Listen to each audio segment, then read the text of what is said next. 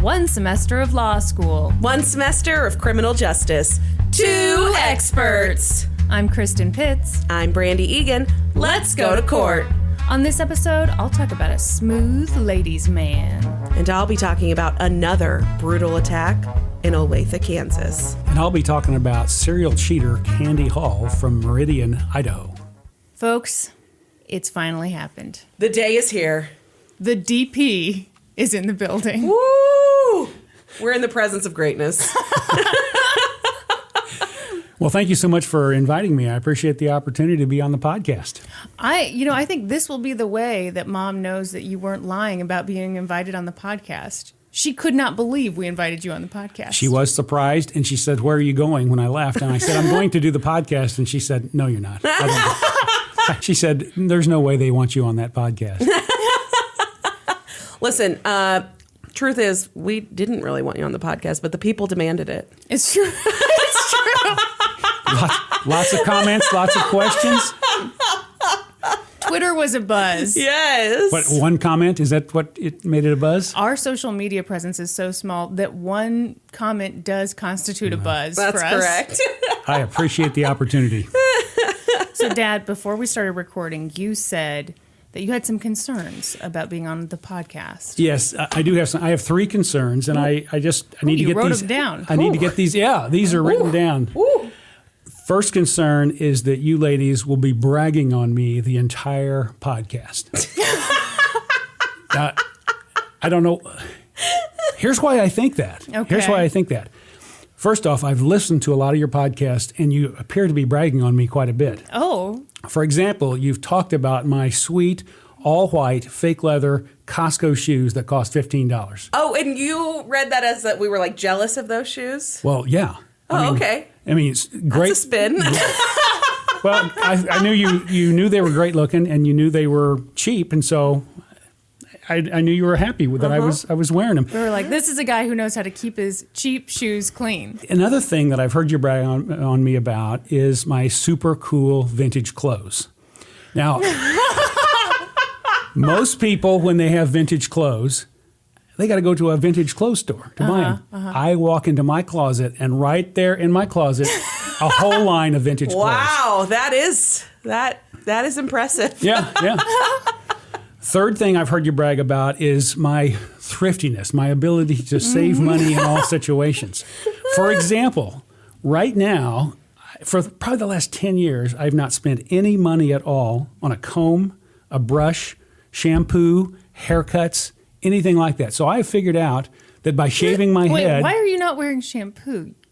Or using shampoo? You just use body wash head to toe. If you don't have hair, you do not need to use shampoo. Well, you got a little hair. There's a little hair No, there. there's not enough to have shampoo, so it's just the body wash, like you said, Brandi. Body wash the whole thing, and you're good. Second thing I'm concerned about: F-bombs. I cannot keep up with you girls and your F-bombs. So we weren't raised well, is the thing. Well, Kristin, I know you were. I don't know how you. Wow. Brandi, I don't know about you. So what I'm going to do... I learned it from my dad. I'm going to use the phrase sexy times. Ew. Instead what? of... So, for example, if you say something kind of shocking, I'll say, holy sexy times. Oh, no. No, that's so much more offensive than the F word. And so... No, here's another one. So this is a cheaters episode, right? Yes. The theme of this episode That you is selected. I selected the theme. I wanted cheaters, yeah. Oh, we haven't told people. Yeah, so there is a theme. It is cheaters. Cheaters. Okay. Why Cheaters we did this episode. with my dad on the show, I don't know.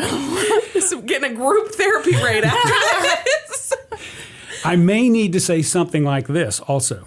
They were sexy timing in the back seat of his car. Okay. Okay, See? well, That's that's better. fine. Yeah. That's okay. But just sexy times is gross. Well, you're gonna get it all. If I feel the need, I'm gonna bust it out. Great. Cannot wait. Third thing I'm concerned about is I'm a big Seinfeld fan, and I don't know whether your listeners are as big a Seinfeld fans as I am, but I'm going to make a lot of really funny Seinfeld references, and it may go right over the head of some of your listeners. So I'm concerned about that. Okay. Well, I mean, he's such a big fan. He's practically Larry David. People tell me I'm like Larry David without the money. Yeah. In looks and personality, you are like Larry David. So are those your concerns? Those are my concerns. And now I just want to make sure they're out there and that Great. you ladies will respect those issues. Oh. Absolutely. Okay. All right. Well, before we get started, I've been waiting for this moment to confront you. Oh, I'm in trouble. When we started this podcast, everybody was really excited. We had this, Facebook post that we started, got shared kind of around. You shared it, and you said, my daughter, Kristin, and her long-term friend, Brandi, have started a podcast. Did you intend to make us sound like lesbian lovers? Not that there's anything wrong with Not that. at all, no. Oh, no. No. But No, you guys became friends in fourth grade, I believe, when we moved to the Kansas City area from Mexico. And therefore, since that was 25 years ago, I mean, by definition, we are long-term friends. But see- but the connotation that carries. Usually people would say, like other people, just to give an example, other people said long-time friends, other people said best friends, other people said besties. You said long-term friend, which sounds like they've got a one-bedroom apartment. They're just roommates, though. We're supportive. We're trying to wrap our brains around it. not that there's anything wrong They're with both that. such pretty girls. We can't figure out why they don't have boyfriends. They've neither one never been on a date in their lives. I don't know what happened. They just were always so focused on their studies. And each other. Yeah. Oh, God. Oh, God. Do you feel better now, Brandi? I now that do. you've I do confronted feel him? better. I'm happy to be Kristin's long-term friend. I just wanted you to know the connotation that might carry. For some reason, I was aware of the connotation when I wrote it. Yeah. And I didn't know that I thought it was funny. I just thought this will create a little bit of controversy, so I'm going to write it this way. All right. Excellent. Always Now, trying. so these two husbands you talk about, this Norman and Zach, I've never met them. Are they? I gotta say, Brandi's at least sounds believable. I'm saying that my husband is a YouTube star. Does he live in Canada? Yeah, sounds totally made up. He's really cute, I swear. swear. Super good looking. It's just his FaceTime doesn't work, and He doesn't have a smartphone. he doesn't have a smartphone. Yeah. So could we text him? Oh yeah, you can text him. Yeah. Talk to him on the phone. Text Okay. till you're blue in the face. Oh, we can no talk problem. to him on the phone too? Oh sure. Oh, yeah. Yeah. That's going to be... He's got a kind of feminine voice, though. I believe it. I believe it. I don't know why I was questioning it. All right, Brandi, you want to take it away? I am going to kick us off. Okay. So, I took a break from my Johnson County series to do our Christmas episode. I'm back in Johnson County for this episode. Happened to have a case in mind that fit right in that nice little cheater's pocket. Oh boy. I will say right off the bat that I pulled a good portion of this information from a 48 Hours episode. I think it was called A Knock at the Door. Ooh. Okay. It was the early morning hours of February 28th, 1982, when Gail Bergstrand was suddenly awoken by a loud thump. The thumps continued as Gail got out of her bed to see where they were coming from. As she became more awake and alert, she realized they were coming from the other half of the duplex they lived in at 1002 West Sheridan Street, Olathe, Kansas. Hold on. 1002 West Sheridan Street, Olathe, Kansas. Yes. Why are you giving the address and looking it up? We love to look. We these love to things look up. the houses up. And I'll show you, Deb. It looks a lot like the. It looks just like the duplex from the Duffield case episode. Yeah. Okay. Okay. Couple of fun facts here. 1002 is the left duplex if you're facing it. So the noise is coming from the right side of the duplex. Okay. That wasn't really a fun fact, No, just that- information. that's just the like- fun fact is that the duplex that my parents lived in when I was born, so the house I came home to, is like 2 blocks away from this duplex, like down one street and around the Whoa. corner. Weird. Yes. Okay. So that was like 4 years later. But Gotcha. Yeah, 1982 to 1986 is 4 years. I'm excellent at math. As we already covered, you and I paid close attention in school. That's right. So the series of thumps paused for a moment and then started again. Gail shook her husband, Richard, awake. I think something's going on at the Harmons, she told him. She described to him what she had heard, a series of thumps, a brief pause, and another series of thumps. David probably fell down the stairs. Go back to sleep, Richard told her. Why would he expect the husband had fallen down the stairs? I mean, the thump, thump, thump, a little pause. Maybe he's rolling around the landing and then thump, thump, thump down the other set of stairs. I thought maybe he had a drinking problem or something. In fairness, I don't know that I'd be that worried either if I just heard some thumps. Yeah. Gail wasn't going to be quieted that easily. She pressed her ear to the wall and told Richard that if she heard anything else, he was going to go over there and figure out what was going on. But ear pressed against the wall, Gail heard only silence. So she climbed back into bed and attempted to fall back asleep. But she couldn't shake the feeling that something was wrong at her neighbor's home. She kept picturing David Harmon rolling down the stairs. The Bergstrands were fond of their neighbors. Melinda and David Harmon were a young, wholesome, all-American couple. They were extremely active in the Nazarene Church, a conservative, evangelical branch of Christianity. And at the time, Olathe had a large population of Nazarene Christians because Midwest Nazarene University is there. And it's still there today. At this time, population of Olathe would have been less than 30,000, and it was spread over a large area. So they're kind of in the western part of Olathe, not very developed, little pockets of neighborhoods. So everybody kind of, you knew your little neighborhood. You knew your neighbors. And then where the university was, heavy Nazarene population there. And the Nazarene religion, super conservative, very straight-laced, no drinking, no dancing, no laughing fun. and no talking. I've got a quick no dancing story. Yeah. I went to a conservative university, William Jewell College. We nicknamed it Billy Jewell Bible School. Made fun of it.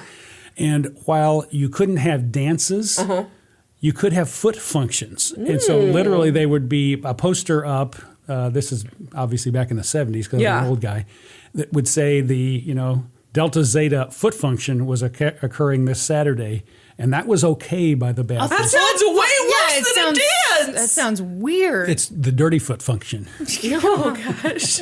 So you call it a foot function and everyone goes and dances and somehow that's okay? Well, yeah, because I guess they thought that the older Southern Baptists who were giving all kinds of money wouldn't recognize that that was a dance. And it didn't say the word dance, so everything was cool. So, yeah, that's how you get around that in the Foot function. conservative Christian annals. All right. Annals. Yeah. If I use words that are too big, I know the word. Thank you. So Melinda actually worked at MNU. She was a secretary to the dean of students. So she was like right there in the office. She interacted with students on a regular basis. She was kind of the face they saw when they came in. And she was about the same age as the students. She was in her early 20s. So they related to her very well. And David worked at a local bank. I don't know exactly what his position was there, but he was like a key holder, so he had some kind of, I would say, management position of some kind. So back to that night. Gail had been laying in bed for about an hour, trying unsuccessfully to fall back to sleep, when suddenly there was a knock at the door. She shook Richard awake, and they went down to see who it was. When they opened the door, they found Melinda on the porch. She was a bit dazed and slightly panicked. She told them that David had been attacked and needed help. Melinda said she'd been asleep and had been awoken by something and found that there were two masked African-American men in her room, beating David while she lay in the bed. Don't think so, Melinda. Not in Olathe? No. When they realized that she was awake, they had dragged her from the room, taken her downstairs, and demanded David's keys to the bank. She'd given the keys to them, and then they'd hit her across the face with a heavy object and knocked her out. When she came to, about an hour had passed, and she had come next door for help. The Bergstrands called the police and then asked Melinda if there was anyone else that they would like her to call. Anyone else that she would like them to call. She asked them to call her aunt and uncle, her only family living in the area. So she was originally from Ohio, I believe. And so she had relocated here because of the Nazarene population. Like, these people were very into their church. Gotcha. And so her aunt and uncle lived in town, and that was all that she had. Yeah. And so she's like, oh, call my aunt and uncle. But the call went unanswered. It's like the middle of the night, so for a call not to be answered is weird. And so Gail's like on the phone. She's like, nobody's picking up. And she's like, oh, right, they're out of town. I forgot. Well, hey, she just took that hit to the face. Brandi, you're being very unsympathetic here. And so Gail, for the first time, was like, well, that's weird. And she later said, like, she just the way she said it so nonchalantly, like she was going to order a pizza and then forgot they weren't open. Right. And so Gail starts to, like, take a second look, like a better assessment of what's going on. Melinda's husband, by her own account, had been brutally attacked, and she herself had been knocked out. And here she was with one tiny mark on her cheek. Mm-hmm. And while her story didn't feel rehearsed necessarily, Melinda's demeanor struck Gail as uncomfortably calm. What are you doing? Do you need a more comfortable chair, Dad? Yeah. No, Brandi, I saw something on the floor. Something shiny. I saw you were distracted by something shiny. Shiny objects distract me often. I'm surprised you were distracted by me picking up Well, a it shiny is kind object. of distract. Do you need a more comfortable chair? No, I'm fine. Are you sure? Because you're kind of wiggling Well, I'm gonna like move a her- 5-year-old in church. I'm going to move around. You did give me a very comfortable bench, a hard bench to sit on, while both of you Hard bench, no back. are on very comfortable padded chairs. We're fact- both in lazy boy. You guys are in the lazy boys. I'm in a church pew with no back. No, I'm fine. Don't worry about me. Oh, okay. All right. So Gail's like, okay, this story is sounding a little bit odd. She's pretty calm, and she's telling me that her husband has just been horribly beaten, Right. And that she had been knocked out, but there's just this one little mark on her face. Mm-hmm. I don't know how I'm feeling about this. Was it makeup on her face or was it a real mark? It was a bruise. Oh, tiny bruise. Tiny bruise. Okay. The kind that only 2 big men could inflict. That's correct. Don't forget these were African American men. That's correct. yeah, Don't forget that. So Gail's starting to have her suspicions about maybe what had taken place next door, and it was just going to get worse. After getting no answer at Melinda's aunt and uncle's house, Gail asked her if there was someone else she could call for her. And Melinda was like, sure. I mean, I guess you could call Mark. Let me see if I remember his phone number. I think it might be 599-3607. Is Mark her boss? Mark was Mark Mangelsdorf, a student at MNU who had become very close friends with the Harmons. Mark was the student body president and had met Melinda through her job as secretary in the university office. Melinda had quickly taken to Mark and introduced him to David. The three became very close, but there were some in the conservative Nazarene community who thought the friendship was inappropriate. They thought it was inappropriate of Melinda, a faculty member, to be friends with a student. And others thought it was inappropriate for a couple to be such close friends with a young single man. Very interesting. And this is a cheaters episode? Okay. I'm putting 2 and 2 together here. Despite her thoughts and suspicions, Gail didn't say anything and instead called Mark and told him he should come over. There'd been an emergency. Mark arrived 30 minutes later, freshly showered and wearing a tweed blazer. Oh. Got to dress up for these occasions. That's yeah. right. In the meantime, the police had arrived on the scene. They entered the home and went straight to the master bedroom on the second floor. It was a scene so gruesome that some who were there that night describe it to this day as the worst scene they've ever worked. There was blood everywhere. Oh, sorry, I missed the cue there. You want to try again? No, it won't have the same magic. David was clearly dead. What wasn't clear, though, was that he was David. One responder later said something to the effect of, it could have been a 10-year-old boy or an 80-year-old woman. The gender and age were unrecognizable. Oh, my. Yeah, really bad. It's bad. One little print up of his injury said that one of his eyeballs like fell out and like rolled across the room. Oh my God. It was like found in the corner of the room. Oh God. Yeah, really, really bad. This was the thump, thump, thump we heard? I'm guessing, probably. Okay. What was apparent was that David had been beat savagely with a heavy, blunt instrument. The blood was spattered all over the room. The walls, the ceiling, the pillows, the blankets, the carpet, the sheets.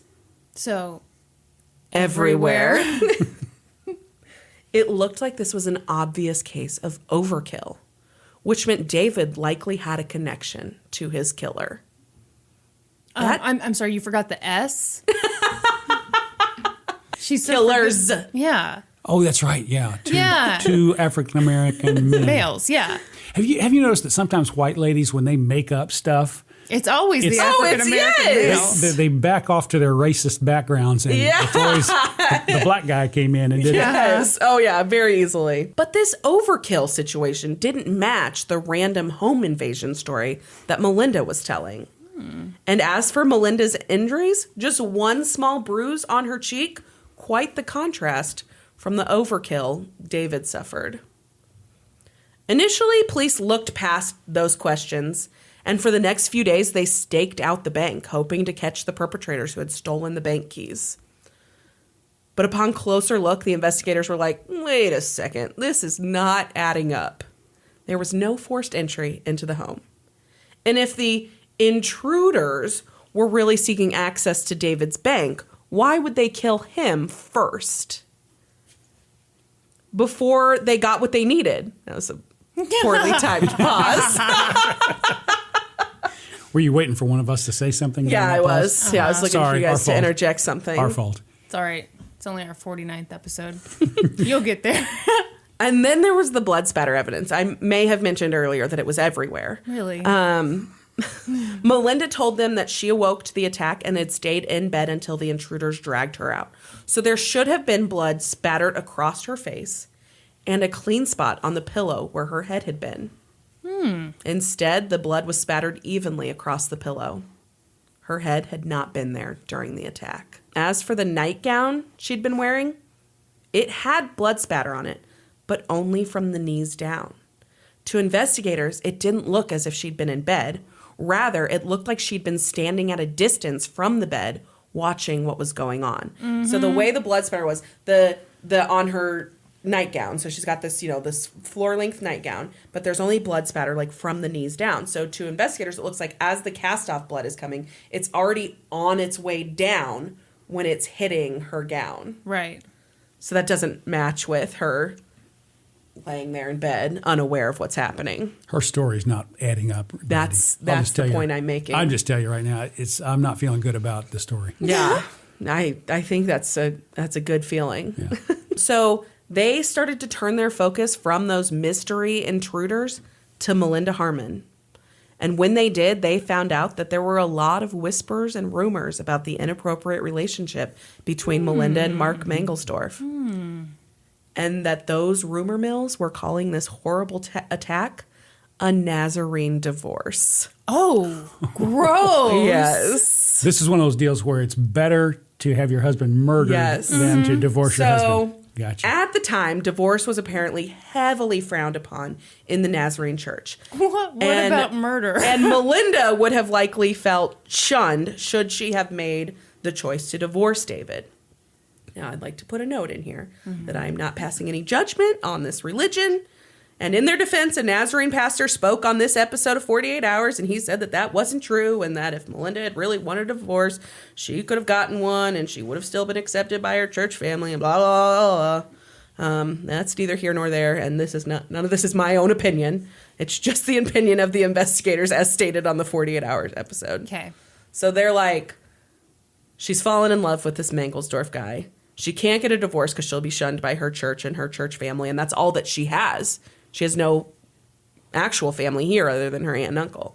So what's better? Probably to murder her husband.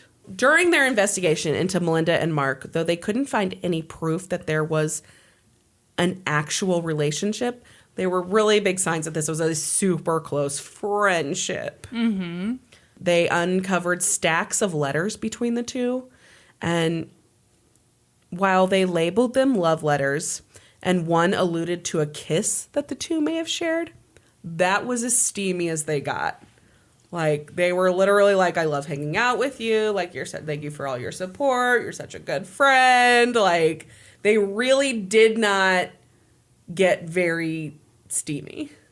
Wait, you said they labeled them love letters. So Who investigators labeled them love letters. They okay. found that they were Melinda's Okay. letters that she had kept. Gotcha. And I don't know if they were all from Mark and they found some from Melinda to Mark at his home. I don't know. But they'd found these letters and there were a bunch of them. Right. But the steamiest they got is alluding to a kiss in a living room one time. Well, but to be fair, though, in the Nazarene world, a kiss is like third base. I believe it. But investigators couldn't find any tangible evidence to link either Melinda or Mark to the murder of David Harmon. So the case went cold. Melinda moved to Ohio with her parents, and later she married a dentist and became Melinda Rash. She had a couple kids and became a soccer mom. Oh my gosh. Mark graduated from MNU, then got his MBA from Harvard, got married, Ooh. had a couple kids, got divorced, got remarried, had a couple more kids. He was living his life. Everything was great for Melinda and Mark. Then, in 2001, almost 20 years after the murder, They found those black guys. They did. There were only two guys in Olathe at the time. yeah, exactly. They found him and said, "You got to be the guys." Yeah. A couple of Olathe detectives, Bill Wall and Steve James, had been doing some reading on how advances in DNA evidence and technology had led to long cold cases across the country being solved. So they decided to take a dive into a cold case of their own. They pulled out all of the evidence and records from the David Harmon case.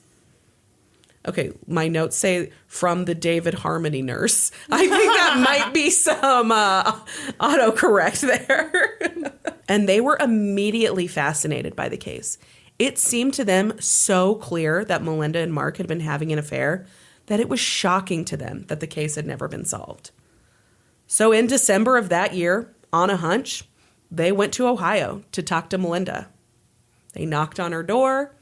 She invited them in. They sat down at her kitchen table, and she told them a completely different story than she'd told police that night 20 years ago. You know, you got to write this stuff down. You got to write this stuff down. So You that's can't- exactly, detectives are like, holy shit, she doesn't remember her lie. Oh my gosh. So she tells them now that there was only one intruder, Oh. not two, and that they were a shadowy figure. She never saw who it was. Mm-hmm.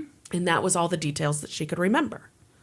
And so they were like, well, this is quite different from the story you've told us before. We're going to be real honest here with you, Melinda. We think you murdered your husband. And she's like, what? Oh my gosh, no, not me. I could never. I think it was Mark. Oh. Yes. Oh. She says, Wow. it was a shadowy figure. I never saw their face, but in my heart, Oh. I could feel his spirit. Oh. I knew it was Mark Mangelsdorf who killed my husband. Goodness. Oh my goodness. Oh my goodness. Yes. We're blown away here. Yeah. So police are like, great, thank you. And so they take her in and she makes an official statement. They record an official statement. She says the same thing. You know, she never saw his face, but she knows deep down inside that it was Mark Mangelsdorf. And so this is December of 2001. So they go and they talk to Mark Mangelsdorf, and he's like, what? Absolutely not. I could never. Oh my gosh, David Harmon was like a brother to me. He took me under his wing. He really helped me. I was so close to the Harmons. Melinda was an amazing friend to me as well. I wouldn't be where I am in my life had I never met those two. Blah, blah, blah, blah, blah. Mm-hmm. Also, All this I'm a stuff. Harvard MBA. Did I mention that? Yeah, exactly. Because Harvard MBAs, they always got to tell you they went to Harvard. Oh, for sure. So they're like, okay, great, Mark. Thanks. So they spend like the next 2 years just digging into this case, getting every duck they can in a row, because there's no time constraints. There's no statute of limitations on murder. And they're like, we have hardly any evidence. This case is 20 years old. This is going to be super hard to convict, but we know these people killed David Harmon. So they line up every bit of evidence they can. On December 3rd, 2003, Melinda Rash was arrested and charged with first-degree murder. Whoa. Yeah. It took another year and a half before they arrested Mark Mangelsdorf. He was arrested on April 8th, 2005, and he spent a week in jail before making his $300,000 bail. So, obviously, he knew when Melinda was arrested and charged. And so he and his second wife she was actually pregnant at this time with it would be, I think, their fifth child, totaling his ones from his previous marriage. Okay. So they're like, well, any day now, you're probably going to be arrested. And then it never happened. It never happened. It never happened. And then one night in April, they're at home. It's like 10 o'clock at night. They live in a $2 million house in New York. Beautiful house. Okay.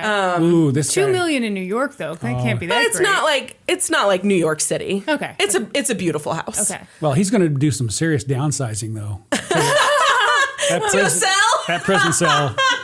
That's some serious downsizing. Nobody's ready for that. Yeah. So they get a call. It's like 10 o'clock at night, and they get a call, and it's a detective in the case, and he says, "Mark, I'm outside. Can I get you to come downstairs?"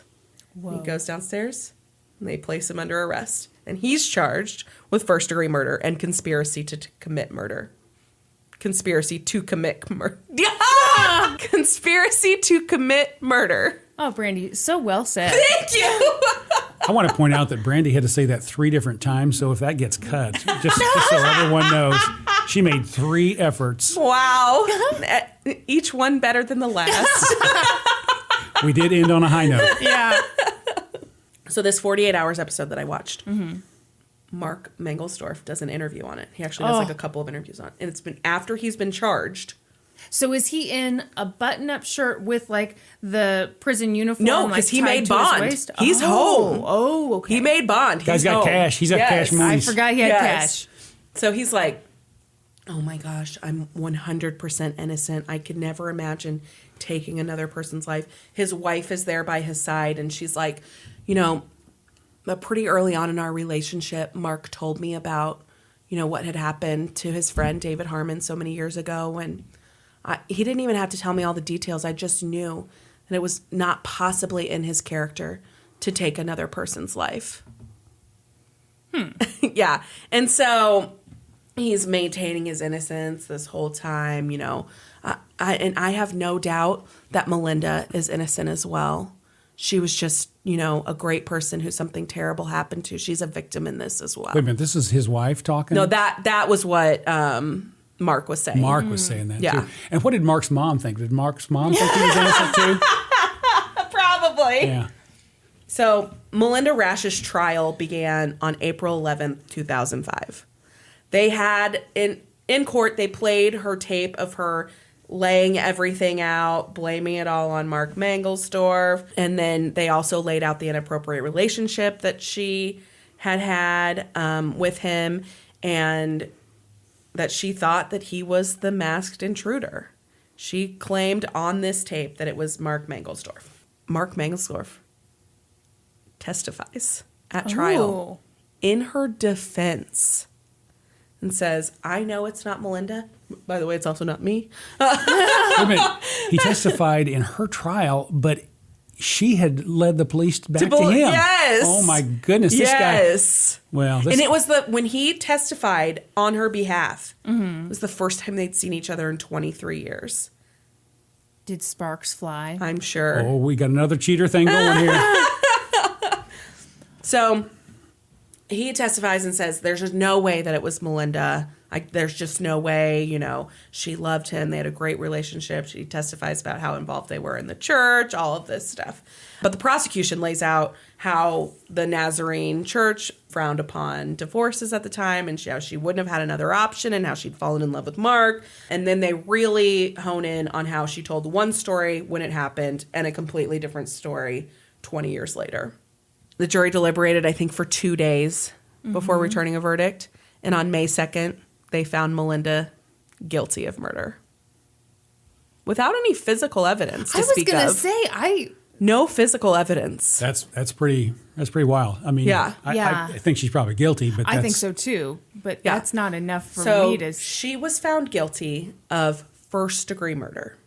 That's crazy. Yeah, so she was facing a life sentence. Well, but think about it though. First degree is premeditated. Yeah. If she's guilty, if she's guilty, then it's first degree. Yeah. So now that she's found guilty and is looking at a possible life sentence, something kind of crazy happens. She tries to work a deal with the prosecution. And she's like, all right, I've been found guilty. If we can get that bumped down to like a second-degree murder, I will testify at Mark Mangelsdorf trial. I will testify against him. Now, can you do this after the fact? Apparently you can. I had no idea you could do this after the fact. Yeah, our legal background could use a little buffing up. Yeah. Now, Dad, you're a lawyer, right? Well, actually, HR Hallmark Cards. Yeah, I was a human resource manager at Hallmark Cards and Progressive Insurance. However, when I was in undergraduate school, I took a class in pre-law.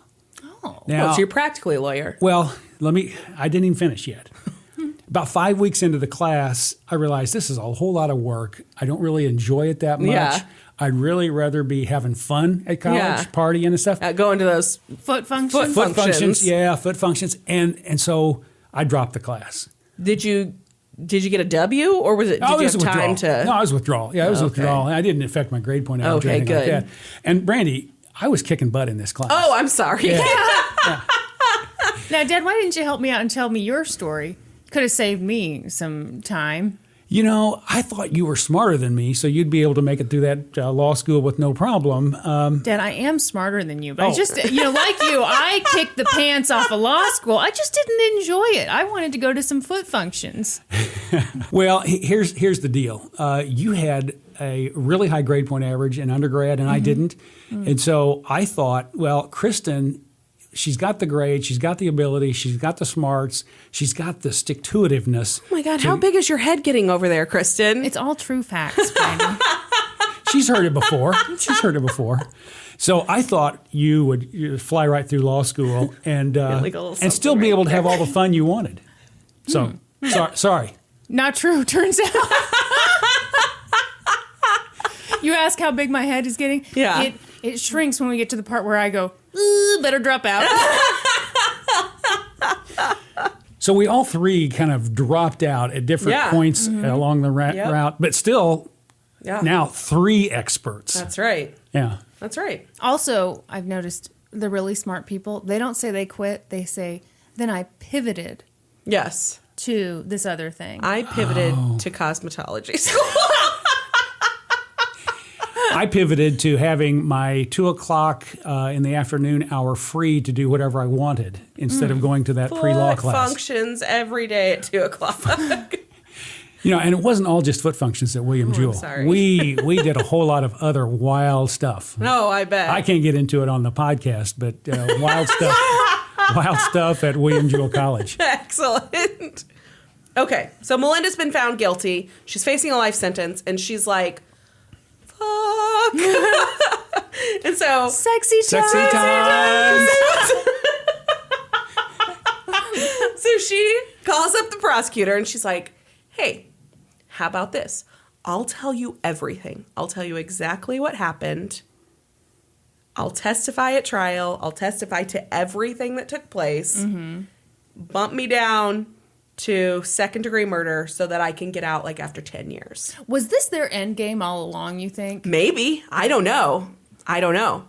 They don't sound that sharp. I mean, he might be smart. No. I'm talking about the prosecution. Oh. Was that their end Maybe. game? Oh, go for her first. Yeah. If you get her, then you for sure get him. True. And Could be. he's the one who for sure did the murder. Oh, yeah. So the prosecution's like, well, I don't know. What do you got?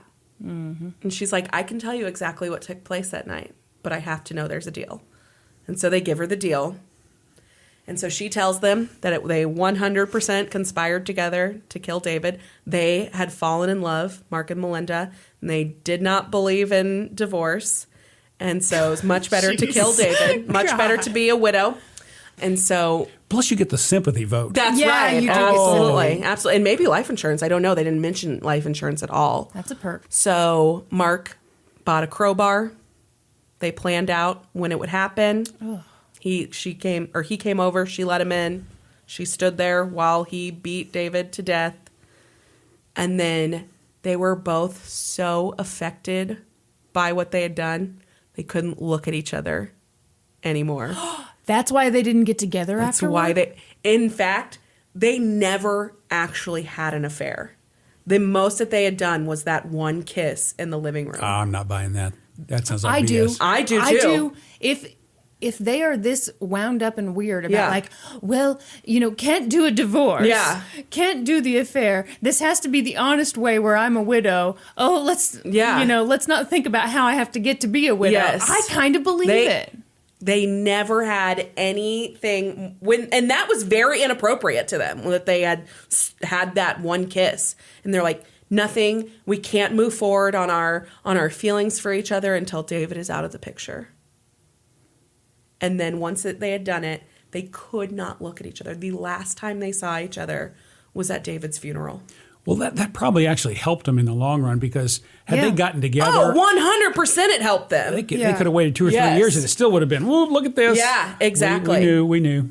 So at David's funeral, Mark walked up to Melinda and whispered in her ear, I got rid of the crowbar. And those were their last words they ever spoke to each other. Did he tell her where No. she tell him? Did he tell her tell where her? he put it? I'm getting the he's and all the pronouns are mixed up. So she spills all of this to the prosecution. Mm-hmm. And they're like, excellent. Excellent. This is wonderful.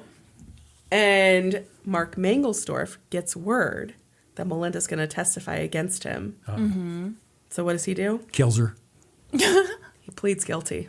Oh. Yep.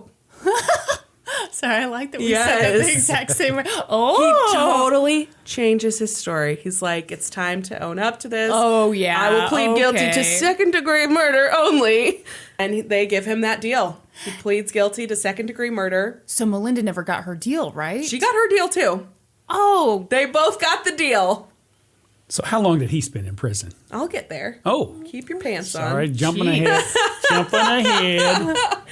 So he pleads guilty. His wife makes this statement about how, I still believe that he's a great man and I'll be right here by his side and I'll be good waiting grief. for him when, he gets out and you are a whole, not the whatever. What? Some of your parts. Oh. You can't just say you're a hole and then end it. So wait a minute, how old are they at this point? How old is he and the wife? 40s. 40s? Yeah. Okay. His wife is younger, I think, but She would have to be. yeah. What, the fall for that? Yeah. Yeah. Yeah. So both Mark and Melinda were sentenced to 10 to 20 years in prison. After 9 years behind bars, Melissa Rash was released from prison on April 29th, 2015. I thought her name was Melinda. What did I say? Melissa. Oh, Melinda. It's Melinda here in my notes, too. I just said it wrong. Melinda Rash was released from prison on April 29th, 2015.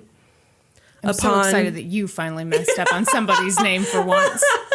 Upon her release, she returned home to Ohio, where she will be on supervised release until 2025. So parole. Yeah. Almost a year later to the day, Mark Mangelsdorf was released from prison in 2015 after 10 years behind bars. He is also on conditional release. Wow. So they're not supposed to murder anybody? not supposed to murder anybody. Okay. Poor David Harmon was murdered for an affair that never really happened. Wait, that's your takeaway? I think that it tells you a lot about who they are as people. Yeah. To them, divorce was worse than murdering someone. Yeah. And they realized And that- it was for an affair that never really happened. They had an emotional affair. They never had a physical affair. Yeah. Maybe. You don't believe? I still- 100% believe they never had a physical affair. Well, maybe not.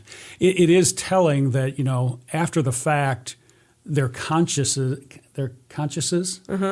each of their consciences got to them, and they couldn't, they couldn't go forward with it. That does say something positive about them as people. Yeah, if there's anything positive about murderers. Yeah, I don't. What do you think about 10 years? 9 and 10 years each. That's low. That's that really is low. So low. Yeah. Yeah. Yeah, that's nothing. Yeah. I'm really surprised that Melinda was able to keep her second the deal degree after, Yeah, I would think it would be she upheld her end of the bargain. She gave the prosecution all of the information. But you know what? When they open up a tips hotline, they always say you get the reward for anything that leads to an arrest. So I always think like you got to get to that end point. They still convicted him. Second degree when he pled guilty. Yeah. Second degree. I just happened to go in this house at night. I just happened to have a crowbar. Yeah. He got a deal. I mean, both of them. They both did. 100%. They both came away pretty strong. I think we can surmise that if it had been two black men who'd done that. Oh, gosh. Well, and the prosecutor said, like, the fact that they had not been able to have a relationship after it, like, it had clearly showed that they did have a conscience, and it made them feel like maybe they were deserving of a break, of a... Oh, give me a break. We're not a very sympathetic crowd. No. Oh, you felt bad after and they took their age into account too. They were in their early 20s when they did it. Give me a no. This is. I am not agreeing with the sentence. I think it's terrible. Texas is killing teenagers. Yeah, really. Oh yeah. Oh yeah. Meanwhile, over here in Johnson County, well, you're white and Christian. You're set. Especially Nazarene and Olathe. Yeah. That makes it all good. I've got an interesting sidelight on this one. That guy's name was Mark Mangelsdorf. I got a personal cheater story for you about a guy named Mark. Oh. Yeah, this is kind of weird. Kristin is aware. I don't know whether you are aware. I was engaged when I was in college to another woman before I met Sherry. Before Sherry. And one of the guys she cheated on me with was Mark. Wow. Wait, we can't include this in the podcast. Oh, you can if you want to. It's up to you, Kristin. You get to you can do it if you want to. So anyway, just one of many. I mean, it was fool me once, shame on you. Fool me twice, 3, 4 times. Eventually the engagement breaks down. So.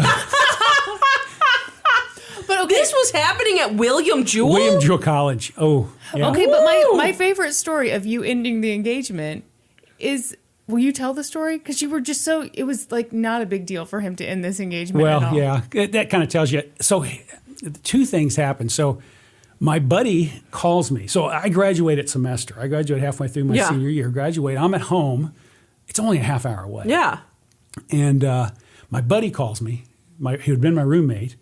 And he says, hey, I got to tell you, somebody told me that this weekend your fiancé, so to speak, was with another guy. Oh, gosh. And I was like, whoa. But again, this had happened before. So not totally shocked. Yeah. So, a normal person would go up there and talk to your fiancé and kind of work your way through it. What Daryl did was I called her on the phone. Again, I'm a half hour away. I call her on the phone and I said, if our relationship broke down, who would you want to go out with? Just, can you imagine this weird conversation? And so she names a guy. And it takes a while to get her to name anybody because, she doesn't really you're not going to name him the first time. Yeah. And I look back on it. Maybe she was naming other guys that she'd had, relationships with. I don't know. Maybe. But like on the 5th one, she names Mark. And I said, bingo. And I said, I'll come up in a few days and we'll talk about this. And boom, I hang up. And so I literally, a few days later, go up, ask for the ring. And you talk about an unemotional thing. I need the ring back. She gives me this super expensive, huge engagement ring. I'm so sure. I think this is like $1975 or something. So it's adjusted for inflation. It's like $2,000 today. So yeah, we paid like $400 for this, and it's like $2.5 million today. I think. Probably. And so I got it back, and that was it. Now, obviously, we'd had some issues up till that point. Oh, so I would guess. See, now the story I was trying to get you to tell, I didn't realize all that stuff. It was that you realized, okay, this relationship needs to end. I need to go get the ring. But you were watching something good on TV, and you waited until the show was over, and then you went to Well, get the... actually, no, it was on the other side of it. There was something I wanted to watch on TV. And back then, I mean, there's no DVR. So you had to do it real quick so you could make it home to watch the show. And so I thought, okay, that show comes on at 9. I'm going to have dinner. And this is not going to be a long, drawn-out deal. And so I had to get back. So I had to get back in time for the show. Do you remember the show? I do not remember the show. Dang. I don't. It may have been a Dateline on Cheaters. I don't know what it was. Probably. But, Who knows? I wanted to get back for the show. So yeah, that was. But hey, everyone's better off now, right? Well, yeah. I'm married to Sheree Ray, the most amazing wife ever. Yeah. This is true. She's married to somebody. I thought you were talking about Mom. And so it all worked out in the end. But And you had the most amazing daughter of all time. And then you had Kyla. 2 amazing daughters, please. 2 amazing daughters. Okay. all Okay. right. Yeah, she All listens right. to So, the show. Brandi, when you said that Mark Mangels Yeah. wife, I had kind of heard about. I knew about this Yeah. case, but for some reason I'd forgot the guy's name was so close yeah. to the. Yeah, no kidding. So anyway, okay, so That's my case. That's the whole. That's a good one. good case, Brandi. Yeah. Okay, Dad, take it away. Okay, you're ready. Okay, give you a little background on this story before we get into it. Okay. In 2006, Rob and Kandi Hall moved to Meridian, Idaho, which is a suburb of Boise. Excellent. Both of them are about 35 years old. He is kind of a low-level IT guy, and she is a paralegal. Okay. They've got 2 kids, daughters. Both of them are, one's 10, one's 14. And things are going pretty well for them there in Boise. Now, let me talk a little bit about this name, Kandi. Mm-hmm. It is spelled Kandi. I knew it. What do you think about parents who would name their kid Kandi? Well, do you suppose her name is Candace and she goes by Kandi? No, all the legal. See, I got into the legal stuff, and it all says of it, Kandi. Ooh. Kandi. Yeah, it's rough. What do you think about somebody who named their kid Brandi? Brandi's okay because Brandi is a fine girl. Oh. What a good wife she would be. That's what Zach says.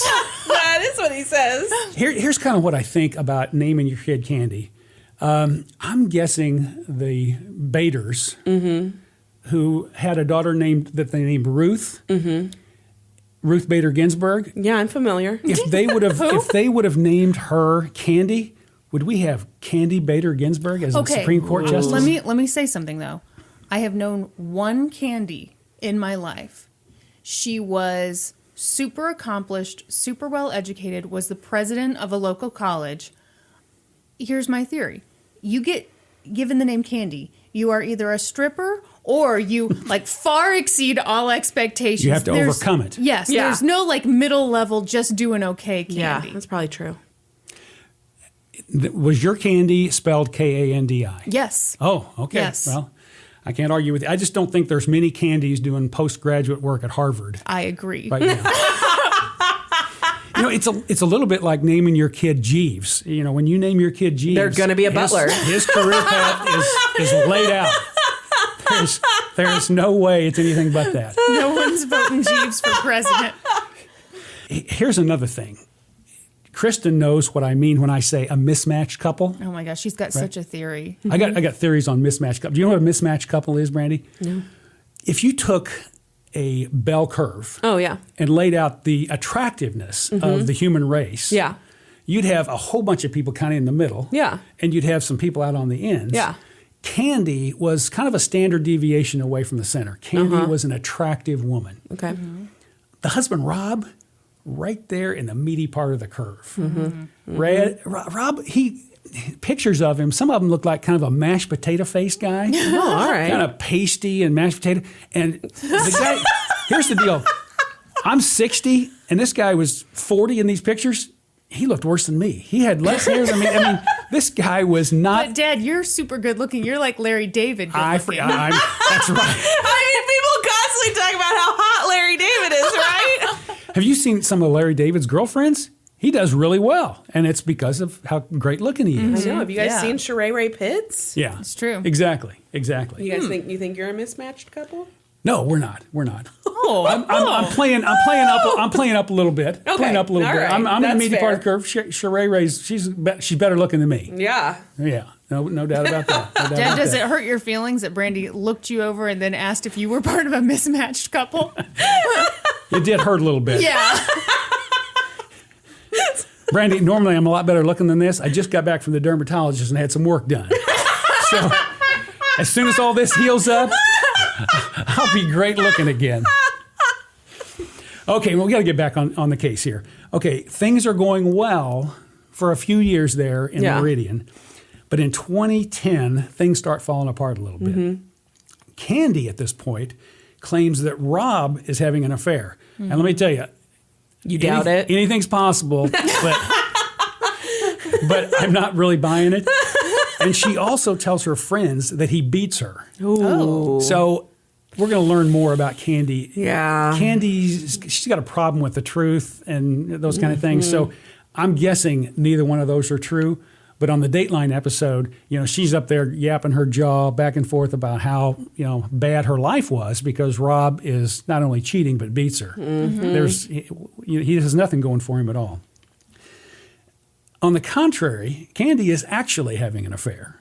Kandi has an affair with a lawyer in Oregon.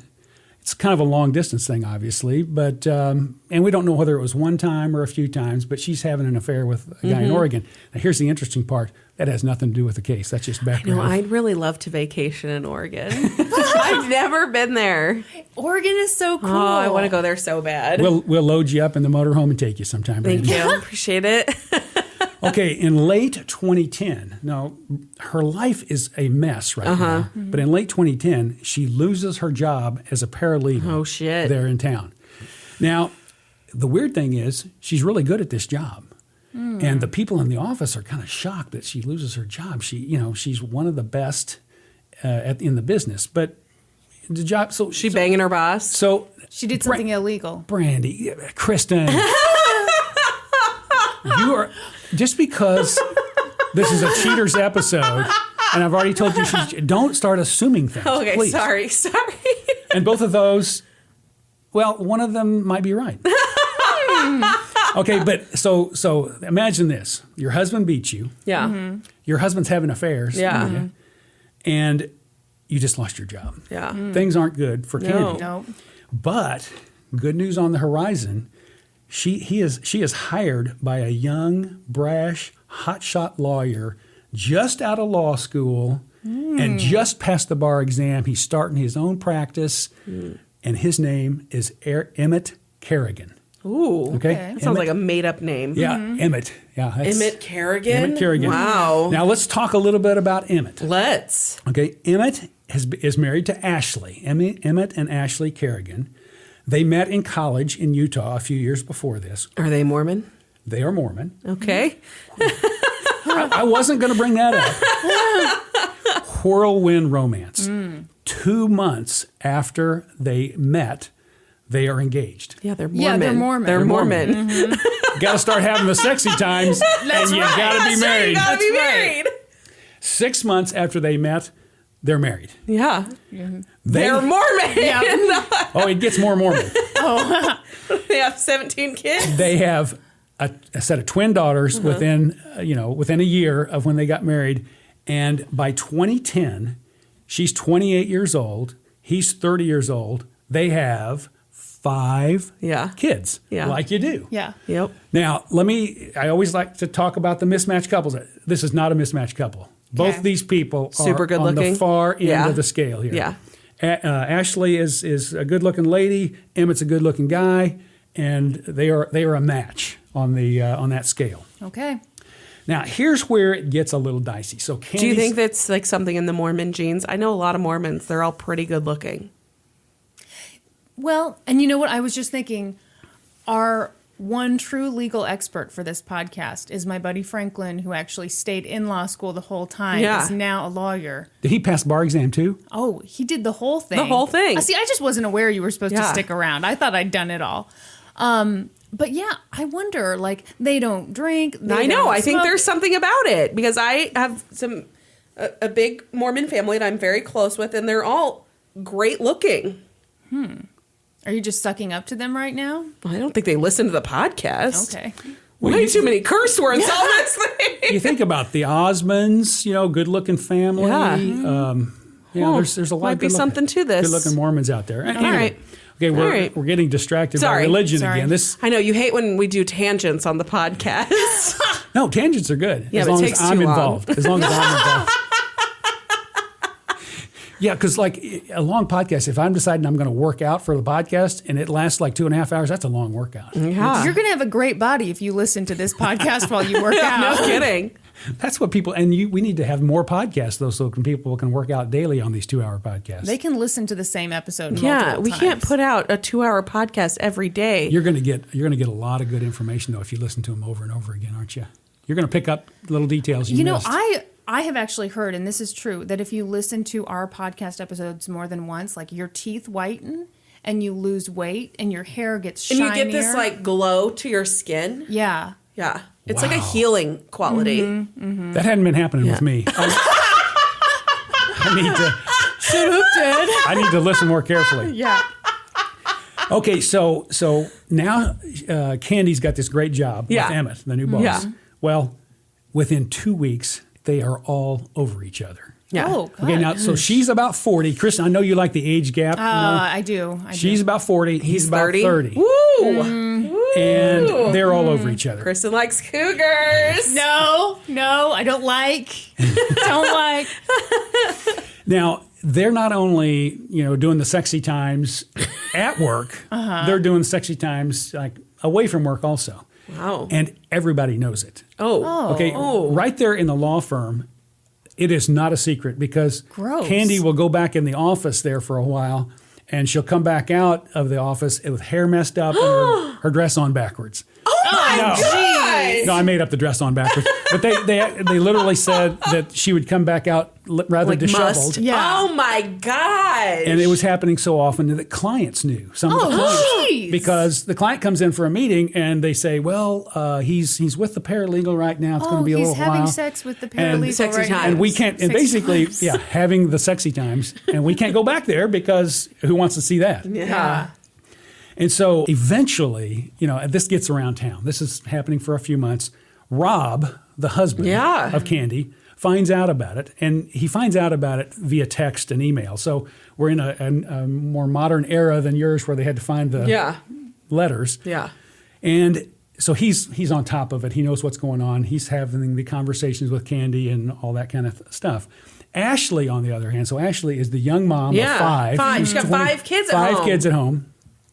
She suspects something's not going well because he's kind of withdrawing. So they haven't had kid 6 yet? They haven't had he's like overdue for kid 6. But here's what Rob says to her. Kandi's an older woman. She's more of a motherly figure for me. Oh! Yikes. So this is a heads up. Oh! Heads up, ladies. If your husband says the lady at work, Don't that worry I about her. spend- She's like a mother. and she's only 10 years older, and she's attractive, then you probably ought to be looking out. And good advice. Yeah. And listen to this though. Kandi actually helps out here. Kandi buys Ashley presents. She buys the kids presents. I don't care She for that does- at all. Sick. I don't she like does that. all the things that would make it seem like she's a friend of Ashley's and helping with the kids. She's like a nana and a friend all in one. All the I don't time. like that at all. She's doing the sexy times with Emmett. Okay, so Kandi's got this story that just sounds bizarre, but this is so Kandi when you put her whole story together. She says that at one point, Rob grabs her phone when Emmett has texted, All mashed potatoes. mashed potato face, and he calls says, "Hey, come over here. We're going to talk this out. I'm going to tell you my wife loves me. She doesn't want you, and so come on over." So again, this is Kandi's story. This is her version of it. Version. Okay. We don't know that this happened at all. Got And it. When you hear how it ends up, you'll probably think it didn't happen. Yeah. So the story that she tells is that he comes over. The 2 men are in the front yard, like you want to air that in your front yard. She stays in the house. They are out there for several minutes talking. Rob comes back in, tosses her phone on the bed, and says, I can't compete. What? He's young. He's rich. He's good looking. Oh. He's a jacked bodybuilder. What? He's a big jacked bodybuilder. He's all roided up and everything. I can't compete. And it sounds like you're not buying that story, that actually happened. Not quite, no. But in Kandi's world, she gets to tell how these two men were dueling over her, and this other younger, better looking guy thinks she's so hot that he can't compete. He can't compete. The guy's just too much of a stud. I think it's BS. Yeah, I think so. The whole thing's BS. Now, on the other end of the scale, we've got Ashley over here. Yeah. Mother of 5, 28 years old, working on the relationship. Oh, gosh.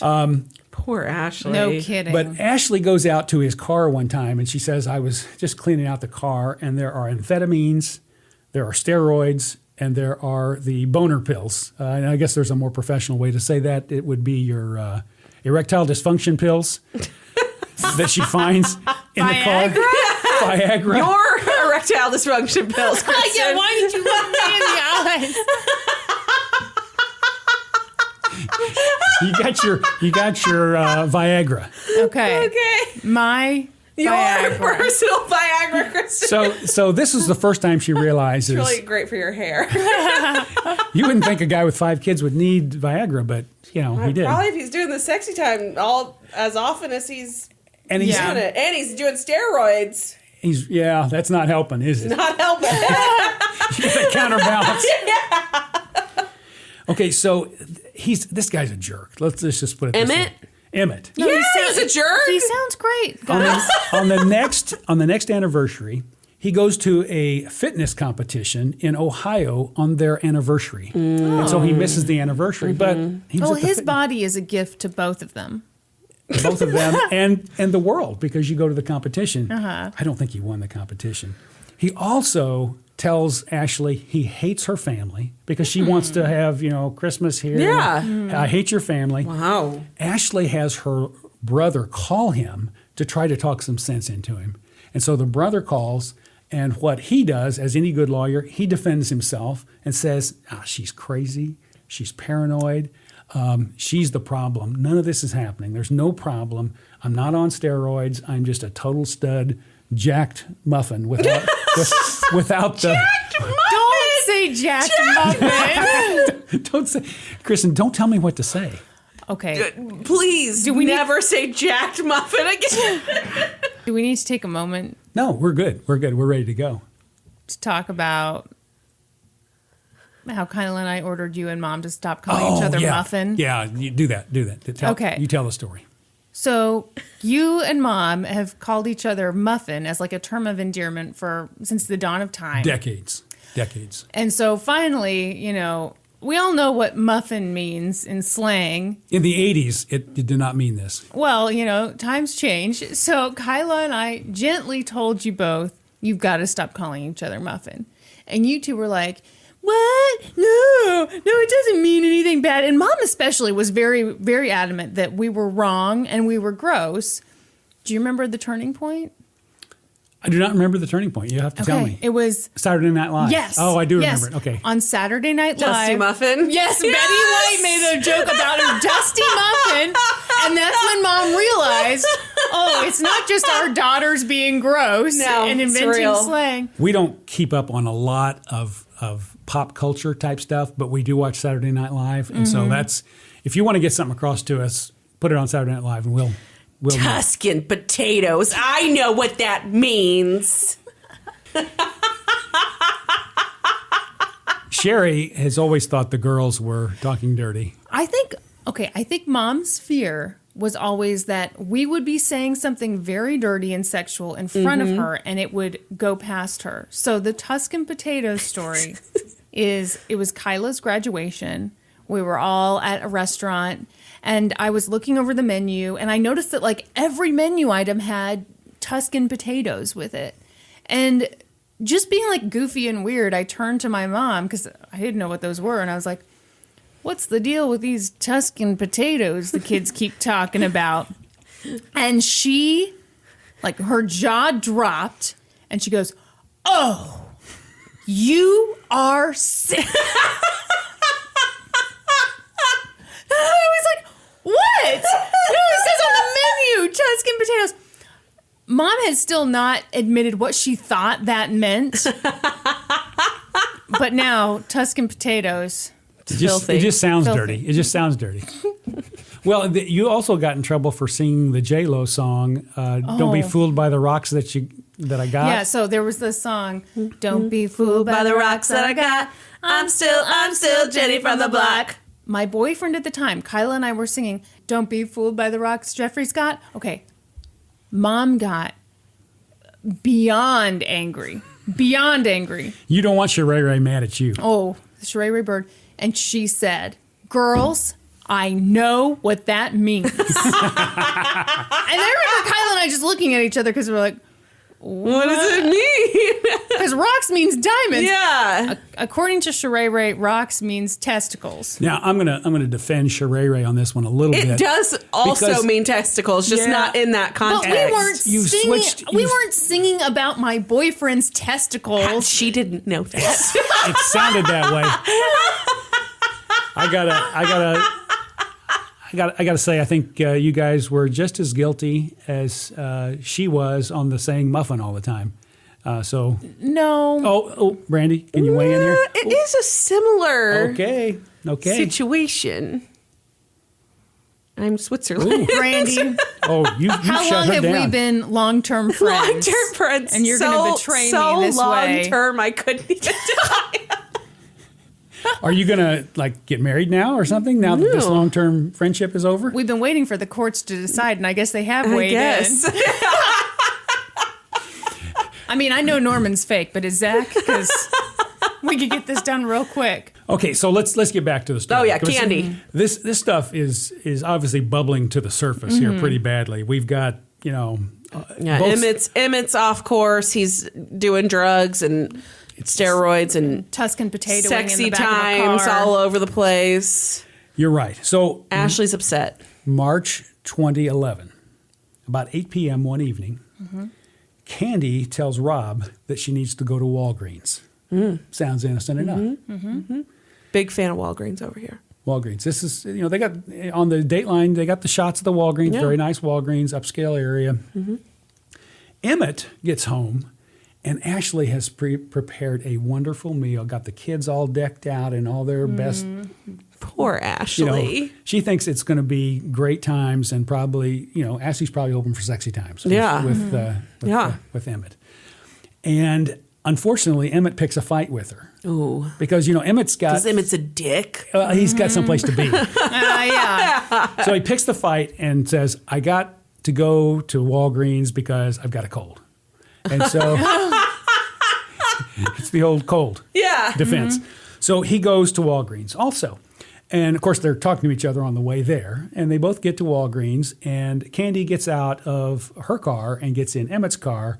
And they take off to do some sexy timesing in an area where they're building some houses and there's some empty streets. And so in the truck, they are doing the sexy times. While Rob and Ashley are at home kind of wondering, when are they coming back from Walgreens? It usually doesn't take that long to go to Walgreens. Well, interestingly enough, the 17-year-old daughter, remember I told you that Kandi and Rob had two kids. The daughter's 17 by now. Yeah. And the daughter sees her mom's car, BMW, by the way, at the Walgreens. And she knows stuff's up, so she calls her mom for some reason. Yeah. And her mom says, well, I'm out with Linda.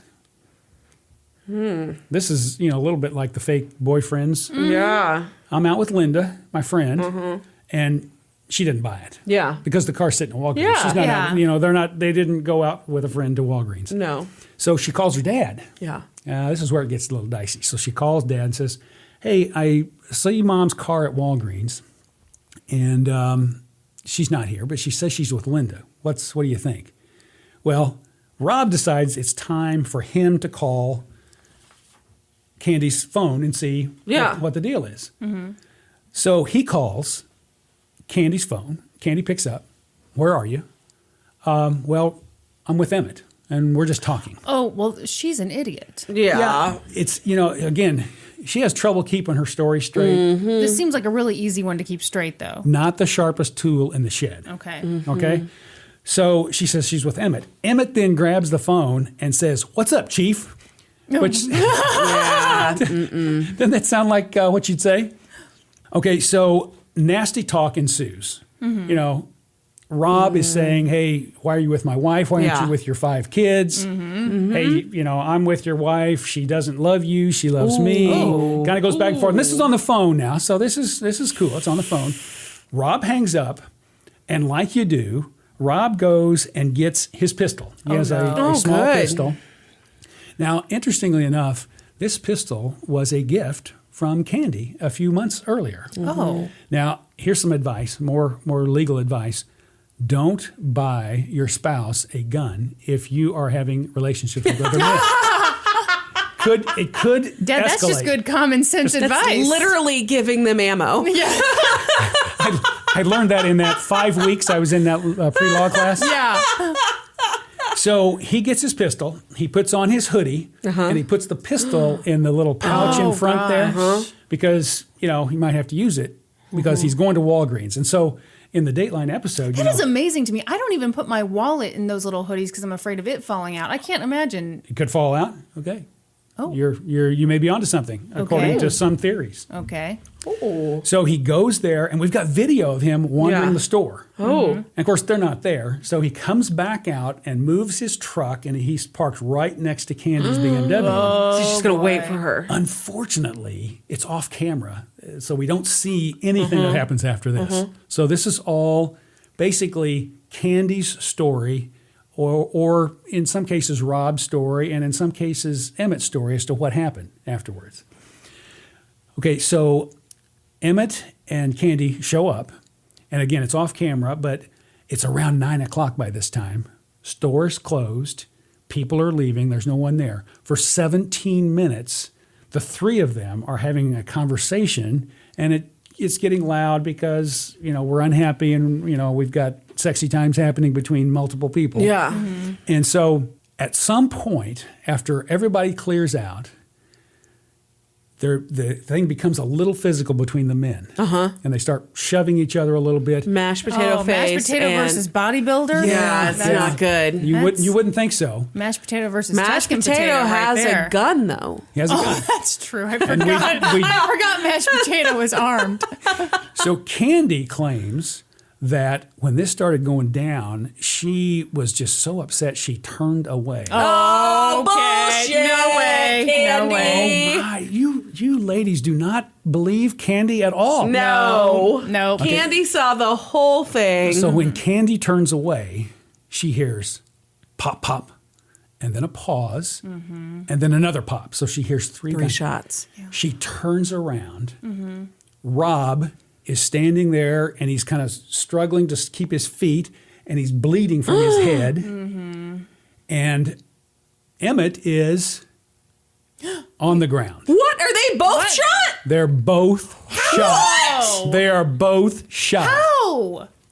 Okay, we got different stories here. Candi's story changes many, many times, but we'll get to... Well, she didn't see anything. She didn't see anything. So she goes over and grabs her lover, Emmett, and kisses him. The man's been shot through the heart and through the head. Emmett? Well, that's who she loves now. Fuck off, Kandi. Well, and the man's dead, so, he's not feeling the love. So Yeah. He's dead? he's got it through the heart and through the head. This was an execution-style deal. Oh, that's rough. And then she says she sees the gun.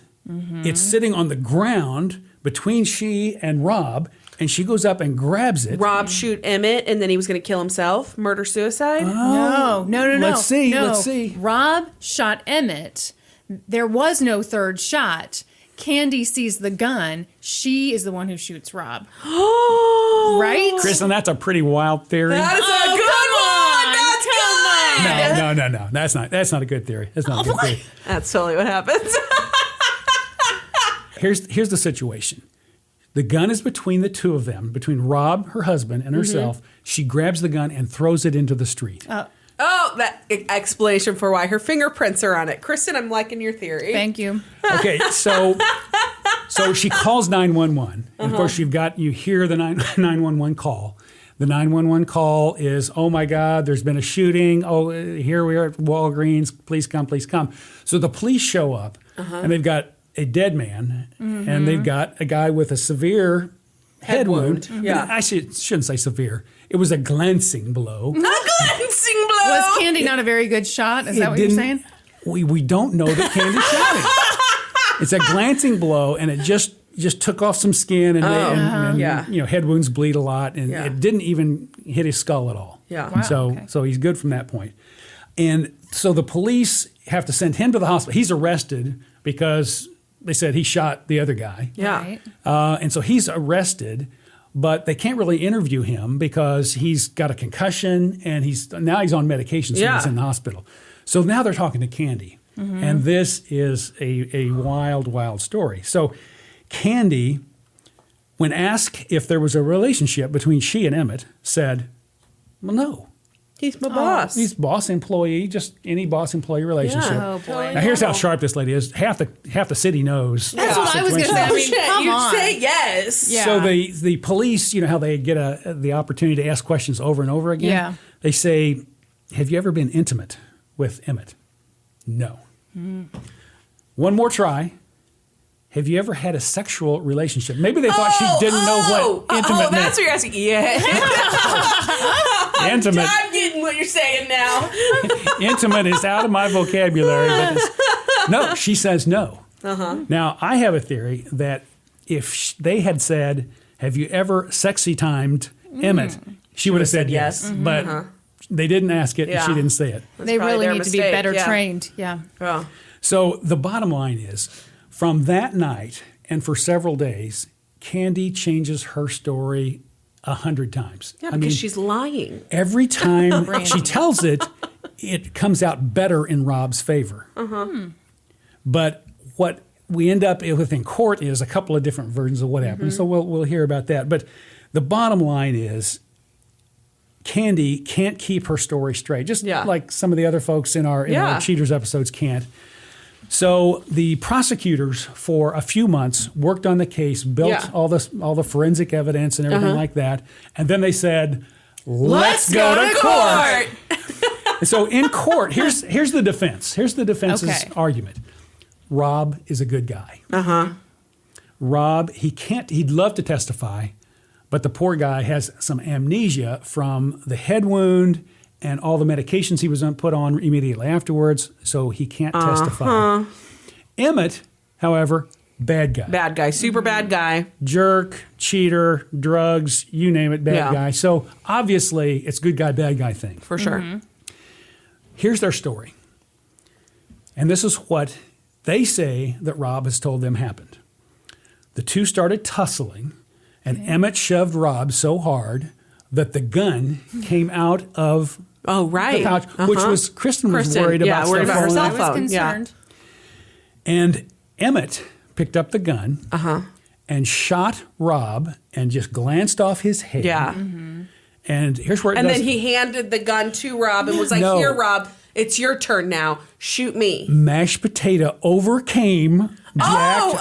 Okay. He overcame him, grabbed the gun, boom, boom, 2 shots, dead on. That's completely believable. And that's where it happened. And also, Kandi testified to all this. Sure. Now, the interesting thing about Kandi's testimony was the judge literally said this. I heard the video and I heard the audio tape and saw the videotape of him saying, "This is the worst witness I have seen in my 31 years on the bench. Oh my gosh! Nothing she says is credible." And that is just based on her testimony in court. Holy crap. And if you go back to what she had originally told police and how she changed that time and time and time again, and now you get in court and she's changing it, and the judge told the prosecutor and the defense attorneys, and this is in a private session, that it appears that she wants to tell the person who's in front of her what they want to hear, as opposed to having any regard for the truth. And so, while she was called by the defense, it didn't work. Did not work. It didn't work. So the prosecutors, Yeah. you got to put this together now. It's not a slam dunk, Yeah. but it's pretty good. So they went for first degree murder. Okay. But they had second degree murder on the table as well. They thought, he brought the gun. Yeah. We can show it's premeditated. premeditation. So Yeah. we should be able to get first degree. Right. But we'll take second. All the gun residue was on Rob. Emmett had no gun residue. Wow. Kandi had no gun residue. It was all on Rob. Here's what they say happened. Okay. And Lay this it is on us. Also, no DNA evidence. Yeah. That anyone else handled the gun except Rob. Got it. They say they got up close together, within a few feet of each other. Rob pulled out the gun, shot him in the heart, shot him in the head, and then turned the gun around, either in an attempt to make it look like self-defense or a botched suicide attempt, and shot himself across the top of the head. Sounds a lot like what I said. That's that is. If only it were correct. Yeah, I don't buy it. You don't buy that I story? don't buy that version. I could see that. I could see it maybe, but I could also. I think your version's way better. Thank you. In the made-for-TV movie, we go with my version. Okay, this trial lasted 2 weeks because Okay. we had to bring up all the witnesses that said what a good guy Rob Yeah, is, of course. he's a bad guy, Yeah. and Candy's a mess, and Yeah, all those right. kind of things. The jury deliberated for 7 hours Wow. on the first degree charge. Guilty. Not guilty. Wow. Not guilty first degree. Second degree, Guilty. So guilty on second degree, 30 years in prison, 17 and a half before eligible for parole. Wow. So got a pretty strong sentence there. Yeah.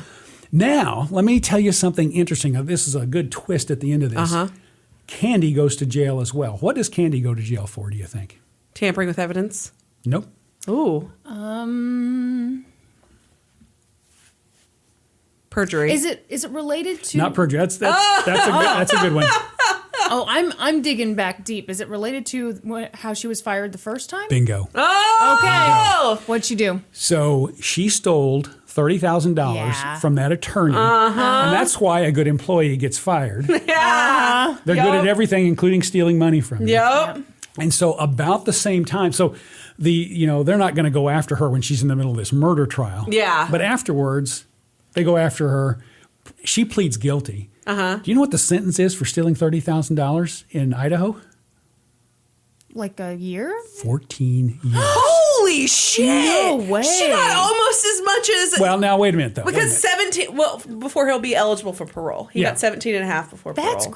crazy. Okay, now here's the deal though. She only had to spend 2 years in prison. Oh, and Because it then was the rest a on hard 2, and then she spent the rest. She Well, gets that out. seems conditional fair. release. That's yeah. crazy, Wow. Holy shit! Okay, now think about this though. 2 teenage girls, 18 and 14. Mom and dad are both in prison. Yeah, what This happens? is kind of a mess. We don't get a lot of information about what 18-year-old happened. has to watch the sister, probably. I'm guessing, and a family member probably I had to would step hope in. family member, things like yeah. that. So Kandi spends a little time in. Yeah. Kandi spends a little time in You jail haven't as given well. your father a beverage, I Kristin. offered many times. I've got a Dr. Pepper sitting right over here that Brandi brought for me. Thank you, Brandi, for the gift. You're welcome. Gave a little DP for DP.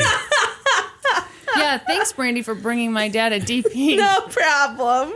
Okay, so another interesting fact. So after in 2014, they appealed Rob's sentence to the appellate court in Idaho, and he lost. Okay. In 2016, they went to the Idaho Supreme Court. Wow, Brandi. Sorry. What? I'm sorry. Where'd you late. go there? A little late on that one. They lost there as well, so he's still in prison. Okay. Now, I need to start watching Dr. Phil. Yeah. Because as I'm He's researching great. this, there's a Dr. Phil episode about Yeah, this. yeah. And Kandi and Ashley are on Dr. Phil together. No. Kid you not. What? Ashley has had to get a restraining order against Kandi because evidently Candy's wanting to good grief. rekindle the relationship. And so the restraining order is dropped for one day. So they can be on Dr. Phil. Yeah. That's insane. And let me tell you, I watched this Dr. Phil. This was fantastic. He's pretty great. Ashley comes off like a saint. Ashley has got the 5 kids. She's written 3 her books. husband's been murdered. Yeah. This lady's life has fallen apart. She's a motivational speaker now. Wow. And she's written the 3 books.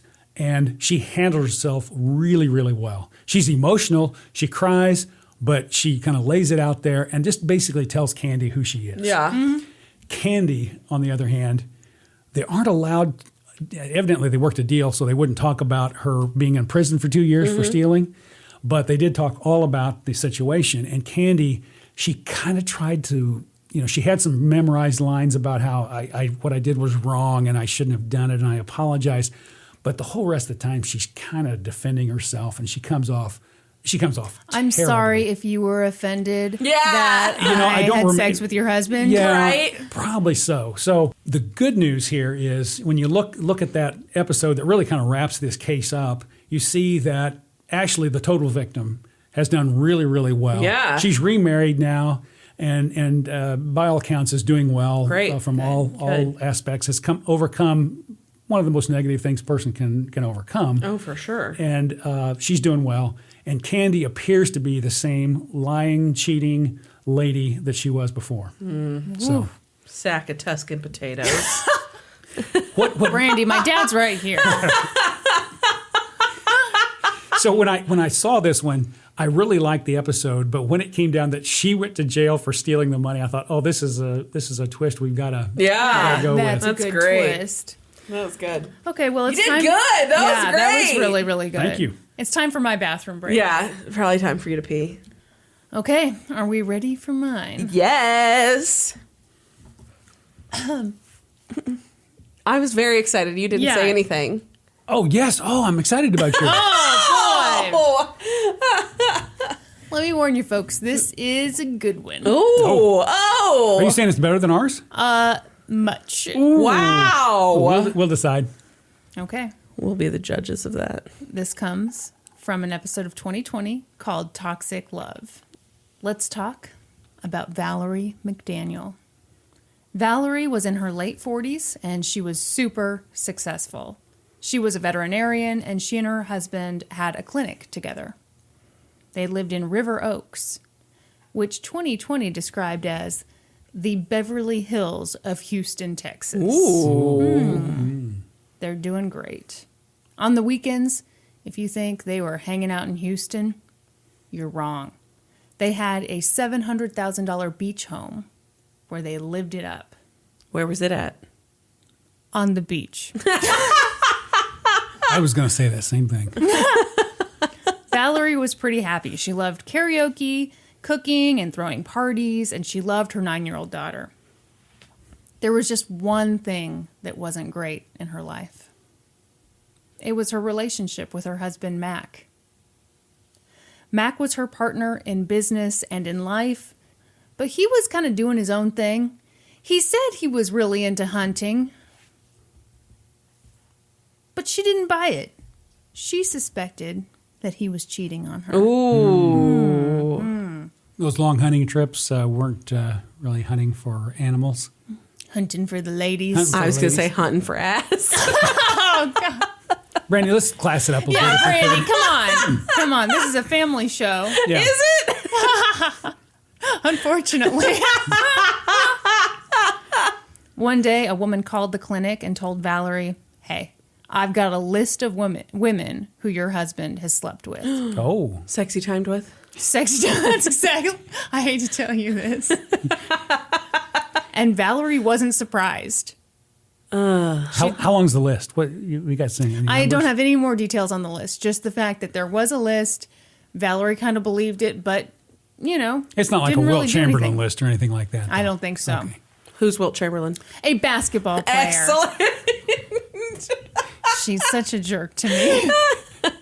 I didn't think you knew, so I'm glad she asked. Who do you play for in college? Are you kidding me? University of Miami. Brandi Kansas knows. Jayhawks. See, She asks me these deep level questions. Where did he go to high school? How tall was he? What's his tattoo say? I don't know any of this stuff.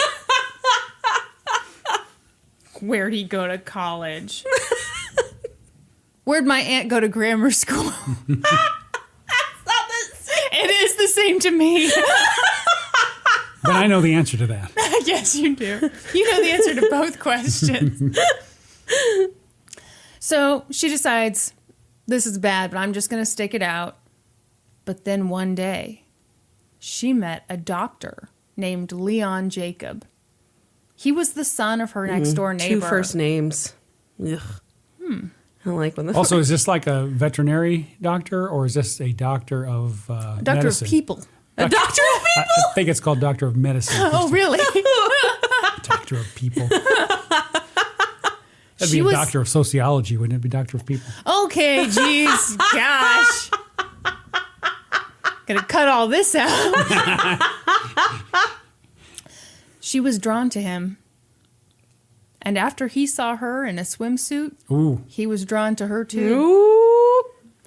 But neither one of them was She good available. looking? Yeah. Good bone structure, you know. Mm-hmm. Veterinarians, they don't do much with their hair. They don't do much with their makeup. Just, you know, the natural beauty of a veterinarian. So Is we're this talking type? a standard deviation away from the norm here? Mm-hmm. Yeah, okay. All right. You know, neither one of them was available, though. Valerie was married and Leon was in a serious relationship. But in the spring of 2017, that all changed. After 17 years of marriage, Valerie decided, I'm done. She filed for divorce. And it was a tough one. She had to take out a massive loan to buy her ex-husband's share of the business. I want to say $1.2 million. It was somewhere in that range. They decided to split custody of their daughter. And eventually, Leon and his girlfriend, Megan, split up. So Valerie and Leon start dating. And pretty quickly, Leon moves in. Things are going great. Valerie is totally in love. And how could she not be? Because Leon is a chick magnet. He describes himself as an alpha male with a heart of gold. Ooh. He's an avid golfer and skier, and he works out a ton, and he's also very aware of the effect he has on women. Was this a Tinder profile you're reading here? Here's a quote from the episode. Without sounding pompous, I've always understood women really well, and they've always really liked me. Okay. Wow. Without sounding pompous. I don't mean to brag, but I'm really fucking amazing. Wow, I would think Brandi was bragging just then, but she said I don't mean to brag, so. Weirdly, though, and this is very strange, Valerie's friends didn't think he was such a great catch. Weird. I know. Well, they were wrong, obviously. Valerie's friend Maggie thought Leon was arrogant and full of himself on a level that she'd never seen in any human before. Maggie went to Valerie and said, hey, I don't like this guy. I've got a bad feeling. But Valerie was like, you're wrong. She was saying, you're jealous. You're jealous of me with my hot Who new could not be? boyfriend." He was an alpha male with a heart of gold, Dad. Come on. They had so much in common. They were so smart. They were both doctors. But turns out, Leon kind of sucked at being a doctor. He'd been fired from 2 residency programs. In 2011, he got canned for being, quote, an immediate threat to patient safety. Ooh. Yeah. How old is this guy? Wow. How old is he? He looked to be 40s, you know. Okay. He wasn't great with money either. In 2016, he filed for bankruptcy. Also, even though he super understood women and women always really liked him, his arrest record said otherwise. His wife, Annie, filed for divorce after 11 years of marriage. And she later filed charges against him for aggravated stalking. Oh, wow. In one voicemail, Leon told Annie, I'm going to fucking hurt you. I'm going to fucking hurt your parents right in front of you. Do you understand me? Where was that heart of gold coming out? Yeah. And guys, I know that sounded bad, but don't worry. because in the episode of 2020, Leon explained the whole thing. Somebody got his phone and texted that? No, he said, she went a little overboard with her complaints about me. Yeah. Mm-hmm. Well, you got to put her back in her place. So obviously that was all Annie's fault. We can all agree to that. After that, he started dating a woman named Megan, and believe it or not, things didn't go great in that relationship either. Here's a transcript of the 2020 interview. And I don't know the interviewer's name, but he's the guy who looks kind of like Clark Kent. Do you guys know that one? Why are you... Attractive picture. Is it Christopher Reeves? Christopher Reeves.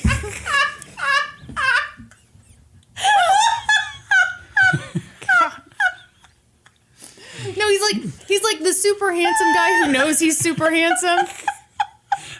I just love the way Brandi, she'll take a joke that I thought was like moderately funny, and we're what, 30 seconds later, she's still laughing so hard she can't speak. This is why I think I'm so funny when really I'm not. Oh, man. Here's the transcript. Interviewer. According to the police report, you busted her lip when you put a hand on her. Leon. Okay, that's true. I never put a hand on her. We were fighting. I probably shouldn't have put my hand even near her face. I didn't touch her in any way. I was simply trying to calm her, but she bit my hand, and at that time, she bit her own lip, and subsequently that charge has been dropped because there was no evidence. Okay. So it's true that those charges were dropped. Megan was done with Leon. She said, she basically dumped him and was like, hey, okay, leave me alone. Yeah. Go away forever. Hey, can I throw something else in here? Sure. His explanation of that biting of the lip and everything reminds me of when Homer Simpson said he wasn't going to eat the sandwich. He was just going to be chomping his jaw up and down. And if the sandwich came toward his lips, he wouldn't actually be eating it. He would just be a victim of the sandwich. That's true. I think that's what happened to him. So she said, leave me alone, but he didn't. He called her, he emailed her, he texted her, he hid in the bushes outside her job. Yeah, that's stalking. So in the 2020 episode. they were like, you hid outside in the bushes, and he was like, there aren't even bushes out there. And it's like, that's your defense? I was looking at her windows, but there weren't even bushes. You know, the people who want to go on camera and talk about the bad stuff they've done, I mean, they're attention whores or there's some kind of problem because they never come off, they come off worse after the fact, but they must think they're going to kick butt in that interview. Oh, yeah. I think they 100% believe that they're going to convince everybody that they're being 100% truthful and get sympathy. Or is it possible they just want they can't stay away from the attention? I mean, that's... Yeah, but I think part of it is because they think that people will fall in love with them if they can just get out. Get in front of them. So charming. Yeah. Here's the thing, though, about this is that at the end you will see that Leon really is a good guy. Oh, wow. You're full of shit. It's leading that way. You're such a liar. No, Brandi, Did you hear there's not even bushes out there? So you tell me who's guilty of stalking. I'm disappointed Brandi's not. She's coming down against this guy. Yeah. And I think he's got the heart of gold. So go ahead, Chris. I want to hear more heart of gold stories. It's like she doesn't respect alpha males. I know. So Leon also had a perfectly reasonable explanation for this one too. Megan was lying. She was full of crap. Mm-hmm. So, to sum things up, Leon is in love with Valerie. He moved in with her right away. Life is good, except for the fact that he is the victim of Megan's lies. Ah, yes.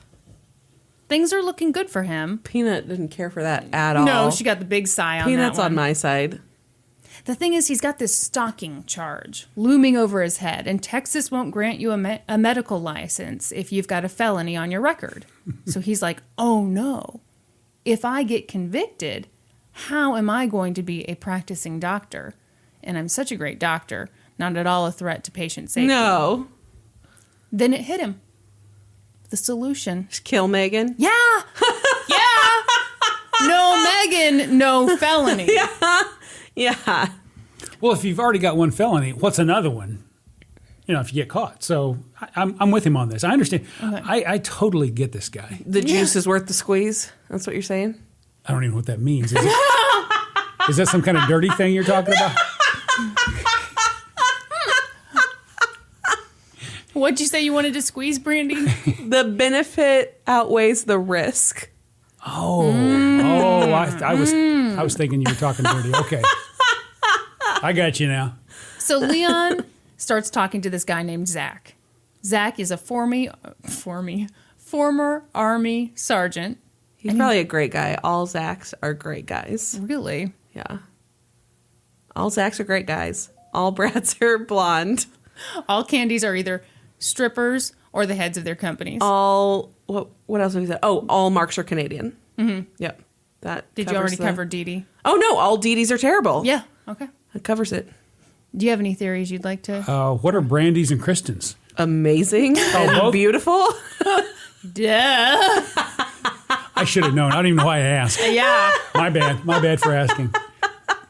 So Leon tells Zach what he wants, and Zach is like, sure, no problem. You give me $5,000, 2 Cartier watches, and a laptop, and I'll kill Megan. No. You know, this Zach is giving Zach's a bad name. Well, the $5,000. Have you ever noticed? And he's wanting extra stuff, but it's always $5,000 on all these murder for hire deals. Yeah, it's $5,000. Yeah, it's way too cheap. Okay, here, wait. I have a Maybe serious, that's why they get caught. important question. Okay, is it Zach with an H? So that's probably.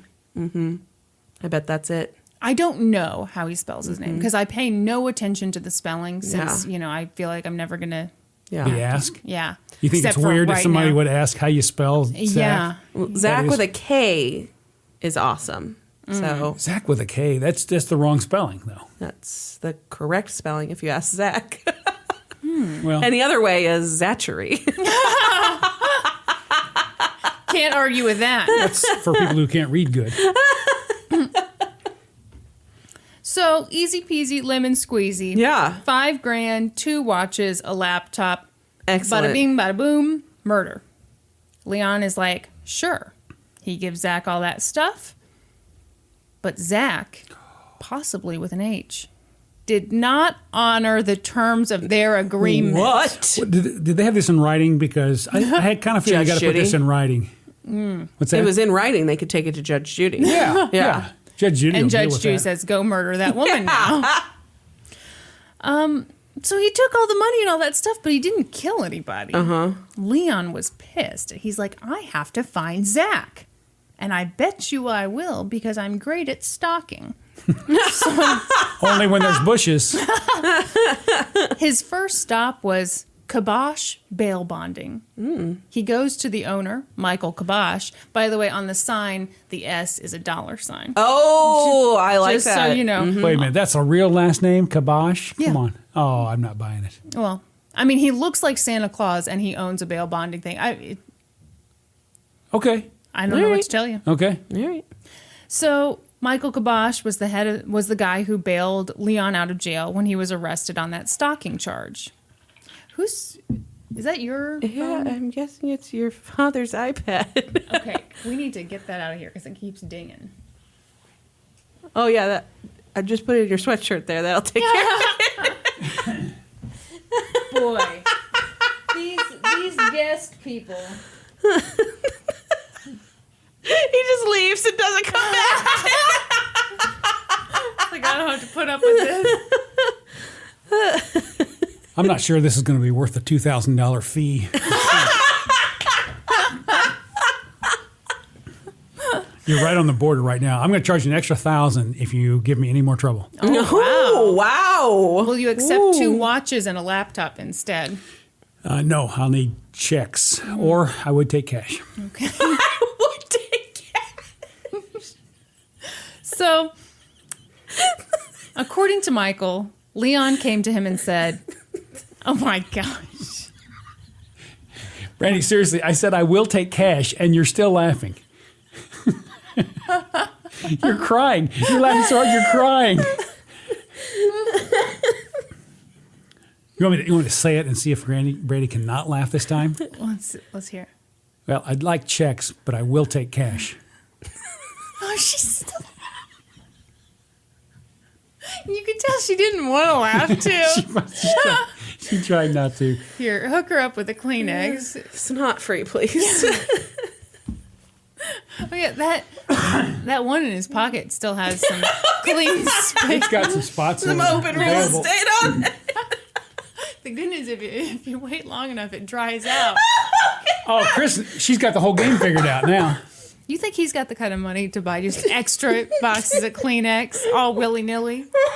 Brandi, I'm wearing $15 tennis shoes right now. You think I can afford a new box of Kleenex?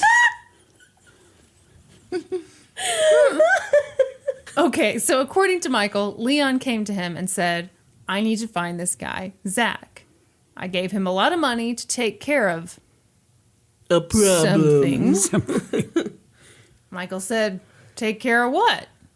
You know, wink, wink. So Leon mentioned Megan and said, I want her out of the picture. Michael was like, yikes, I don't want any part of this. He's like, I can Photoshop way cheaper than that. What? Out of the picture. Out of the picture, Kristin. You gotta explain the jokes to Kristin. He called the cops, and the cops immediately went to Megan. They said, Megan, here's the deal. Your terrifying ex-boyfriend, even more terrifying than you imagined. Yeah. We need to get you somewhere safe. So they got her out of the house, and then they tracked down Zach. They put the pressure on him. And Zach was like, whoa, hang on, you guys. I never had any intention to kill anybody. I just wanted seeing this. what free stuff I could Yes. get. Uh-huh. Yeah. Police are like, okay. But if you want to get out of this without getting into trouble, you'd better start working with us. So Zach says, okay, whatever you need me to do. Zach calls Leon. He says, hey, good news. I've got this guy. He's going to do the hit for us. And Leon's like, all right, about damn time. So Zach connects Leon with Javier, the hitman, who is really Javier, the police undercover officer? cop. Yeah. Yep. The two of them are talking on the phone, and it gets kind of weird. Police are listening in on the call, and here's what they overhear. Leon, we're taking care of both problems. Javier, what both problems? Leon, both of the individuals that we're talking about. Who's the second one? Valerie? Zach. No? Not Valerie, not Zach? No? Oh. Think about it. Leon and Valerie are together. They're in love.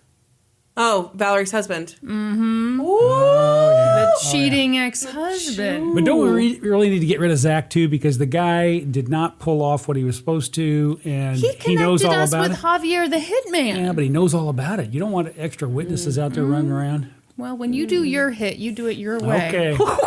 I think I'll do it better than this. Have you ever noticed when you read these cases and watch this stuff, you're like, oh, I'd be smarter than that. Brandi and I have this All the conversation time, all yeah. the time. Yeah. Yeah, like, People are dumb. well, the ones who get caught. Yeah. That's true. We're not hearing about the guy who's off in Aspen. Yeah. That's living right. his life. Exactly. The police are like, holy shit, we've got a 2-for-1.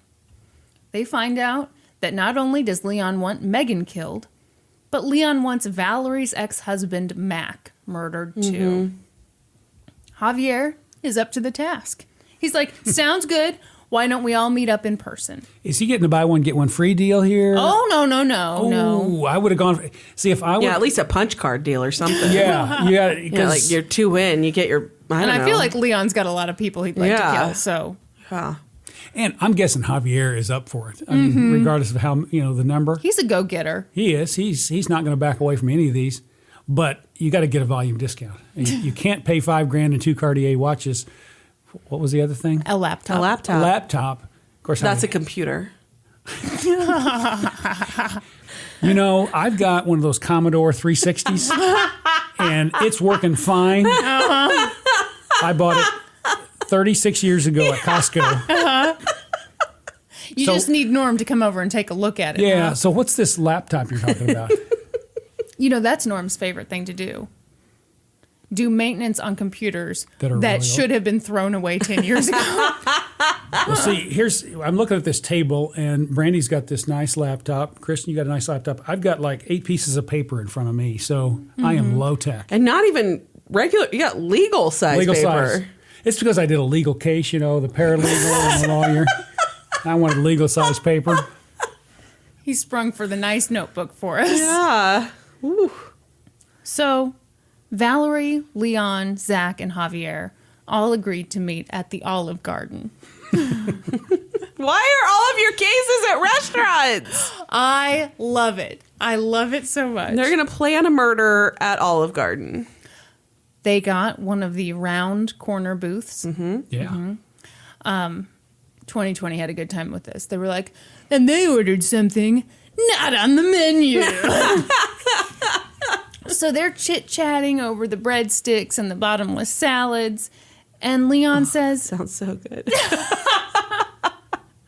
See, I don't like Olive Garden. I only like the breadsticks and the salad. I don't like the food. So you just go there quickly, You can arrange do the that hit. for lunch. And arrange a hit, breadsticks, salad, and you're out. What about spaghetti and meatballs? No. They don't salt their pasta. Oh my God. Well, no, that's That's a thing. Is that a thing? Well, you got to, when you put pasta in the pan to boil, you've got to put salt in the water. What happens if you don't? It's bland. I don't like salty stuff. I've never done that ever. You can't be trusted. You also don't like mayo in your dips I don't. or avocado. I don't. Brandi, Or- are you a good cook or not? Yeah. Okay. But you just didn't know about the salty pasta thing. I don't like salty, so I don't put salt on anything. Okay. How good a cook is she if she's not salty?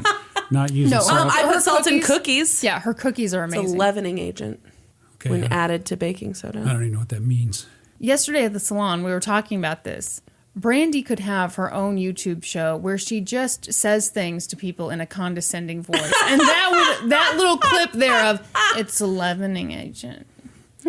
And Like you're the dumbest person on earth. you got to do it on YouTube because you got to get that smart ass eyes. look. Too. Yeah, You yeah. gotta- you need to see that. And I've noticed her arms are always crossed when she says something in that tone. I think I was doing a highlight when I said it yesterday. And you managed to cross your arms as you did it. And I don't know what you're talking about because my hair is naturally this way. So, Born with that sit on your forehead too. do we need to tell I that think story? so. Okay. So yesterday, I got my hair done at Brandi's salon. And anytime you do my hair, like when I go out that night, everybody's like, ooh, wow. Oh, because, you know, you do like the curls, you do the style, you know, and it just looks awesome. So last night, the thing I had to do after I got my hair done was go pick up my niece and take her to skating practice. And I noticed that the whole time, like people were looking at me and kind of smiling at me. And I thought it was because I was so good looking. Yeah. And my hair was so beautiful that they were like, who is this woman? Yeah. I was just feeling great. Yeah. Your feet practically don't touch the ground anymore because you're like floating on sunshine. I went, you know, we got her paid up for the next round of classes, took her home. I was getting Allie ready for bed, and she goes, what's that on your face? And I was like, what do you mean? So I went into the mirror, looked in the mirror, and there was like black soot all over my forehead and like down by my eye. It looked kind of like Mike Tyson's face tattoo. Except all smudgy. Except all smudgy. So I grabbed a washcloth. I was like, oh my gosh. And I was like, Allie, how long have I had that on my face? And she goes, I noticed it in the car. I was like, oh, okay. And while I was skating. And I said, was it there when I was paying the check and talking to the lady? Yeah. And I started laughing. I said, Allie, why didn't you say anything? And she just started laughing. So it turns out people were not looking at me thinking I was super hot. They still might have. We don't know that, but they were also Most looking likely at you looking at for the soot on your face. Yes. Yeah. Well, That's the plot twist in that story. Kristin, you could take it in a positive way and say they were looking at both and they were wondering why does such a beautiful young woman have soot on her face? That's exactly what they were thinking. Okay. Thank you, Dad. Yeah, definitely. So they're chit-chatting. And I wonder what amazing person does her hair. No one was thinking that. They were thinking, she's got to be born with it. The soot and the curls in her hair. Maybe she's born with it. Maybe it's Brandi. So they all show up to the Olive Garden. Yeah. Are you ready for a genius move? Yeah. Let me just ask. You're showing up to arrange for someone to be murdered. Yeah. What do you wear to that meeting? I'd wear all black, black outfit, black stocking cap, dark glasses, Yeah. and maybe smudge some soot on my face. Yeah. Disguise. That's what I'd be incognito. You want to blend in. That's not a great idea because you really want to blend in. No one's going to, I mean, I don't usually wear that, so they're going to see me the next day someplace and they're going to say, that's not the guy who was there. That guy was all soot-faced and he had a black stocking cap and the sunglasses. Oh, okay. No, they're not going to. Yeah. It's a totally great idea I have. Okay. Okay. I think you just want to blend in. You want to wear... So would you get rid of the blue in your hair for this occasion, Brandi? Ooh, Brandy's got the I blue. would put my hair in a bun and hide the blue. Oh, that's a good idea. You can strategically place it in a bun and you won't see it. Hey, Brandi, could you do the blue hair for me? Could you blue hair me? Yeah. I can grow it out a little bit if I I mean, need you'd to. have to grow it out a little bit. That body wash is going to strip it right out. It doesn't stay? What? Now you're washing your hair with zest. Well, what do you wash your hair with that keeps the blue? Color safe shampoo. You're going to make me buy something? No, forget it. I'm out. This is going to cost you money. I'm out. I just told you how I spend zero money. I bet it's been 15 years I've spent no money on hair, and now you've got me getting blue hair. You're not going to do that for free either, are you? No. I think when you Work for have free. no hair, you don't have to tell people you spend, Spend no money on hair. Well, I just got to brag, though. You've got to let people know.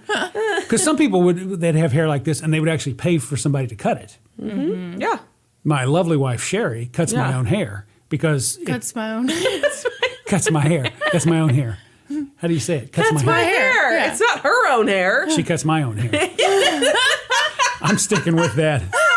So she cuts my hair and does a wonderful job, by the way. She just has to do a one guard all over. Oh, Mom's not getting the respect from Brandi that she deserves. Brandon, are for you saying this is easy? Yes. Okay, what would you charge me? Oh, cut my- $18. Oh, well, it's not easy then if you're charging $18. I'm pleased that Sherry is able to cut my hair for free. Yeah. She has rarely charged me. Yeah. And our granddaughter helps sometimes, and I get no charge there either. That's good.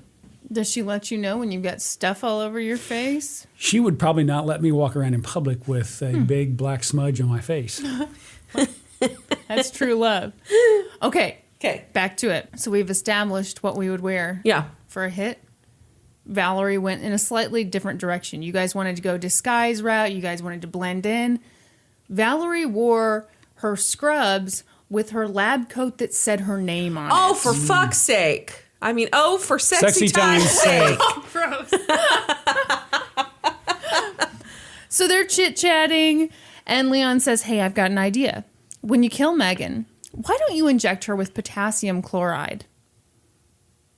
Eventually, Leon and Zach step out for a smoke break. Valerie and Javier are alone at the table, and Javier says to her, are you sure you want to do this? And she said, I have no other choice. He's going to take my baby from me. She was worried Mac might get sole custody, so she had no choice. That would keep that from happening. I've got to admit, it's good logic there. You would keep it from happening. I think you got to be a little more subtle when you're... Yeah. Yeah, okay. So Javier says, okay, but that'll be 10 grand. And Valerie says, that's fine. But here's the thing. My divorce was super expensive. Can you put me on an installment plan? Payment. I don't think hitmen take payment plans. This one does. The Fake good ones ones do. do. That's because he's fake. No, the good ones do. No. The good ones do. Yeah, they'll put you on the, 1 month? No, I mean... No interest. 1 year. 36 month, no interest. No interest, yeah. Yeah. It's like a Nebraska Like a Nebraska furniture mart card. Now, if they start trying to charge you interest, I say no. We're yeah, not, that's where I draw the line. Yeah, we're not doing interest. Yeah. So police are like, this is excellent. We have all of this recorded. We've got some video. Fantastic. Next, they go to Mac and Megan. They're like, you guys, your exes are dirtbags. And now we need you to pose for a photo shoot. Fake dead? Yes. Oh, nice. So Megan and Mac are like, all right. So it starts with Mac. He poses in his car with his face against the steering wheel. So he's smooshed up against it. There's pig's blood dribbling down from his head. Like it's caring? He's got his sunglasses on. Then they took one of him just lying in the grass with blood at the back of his head, like he'd been hit by a bullet. Mm-hmm.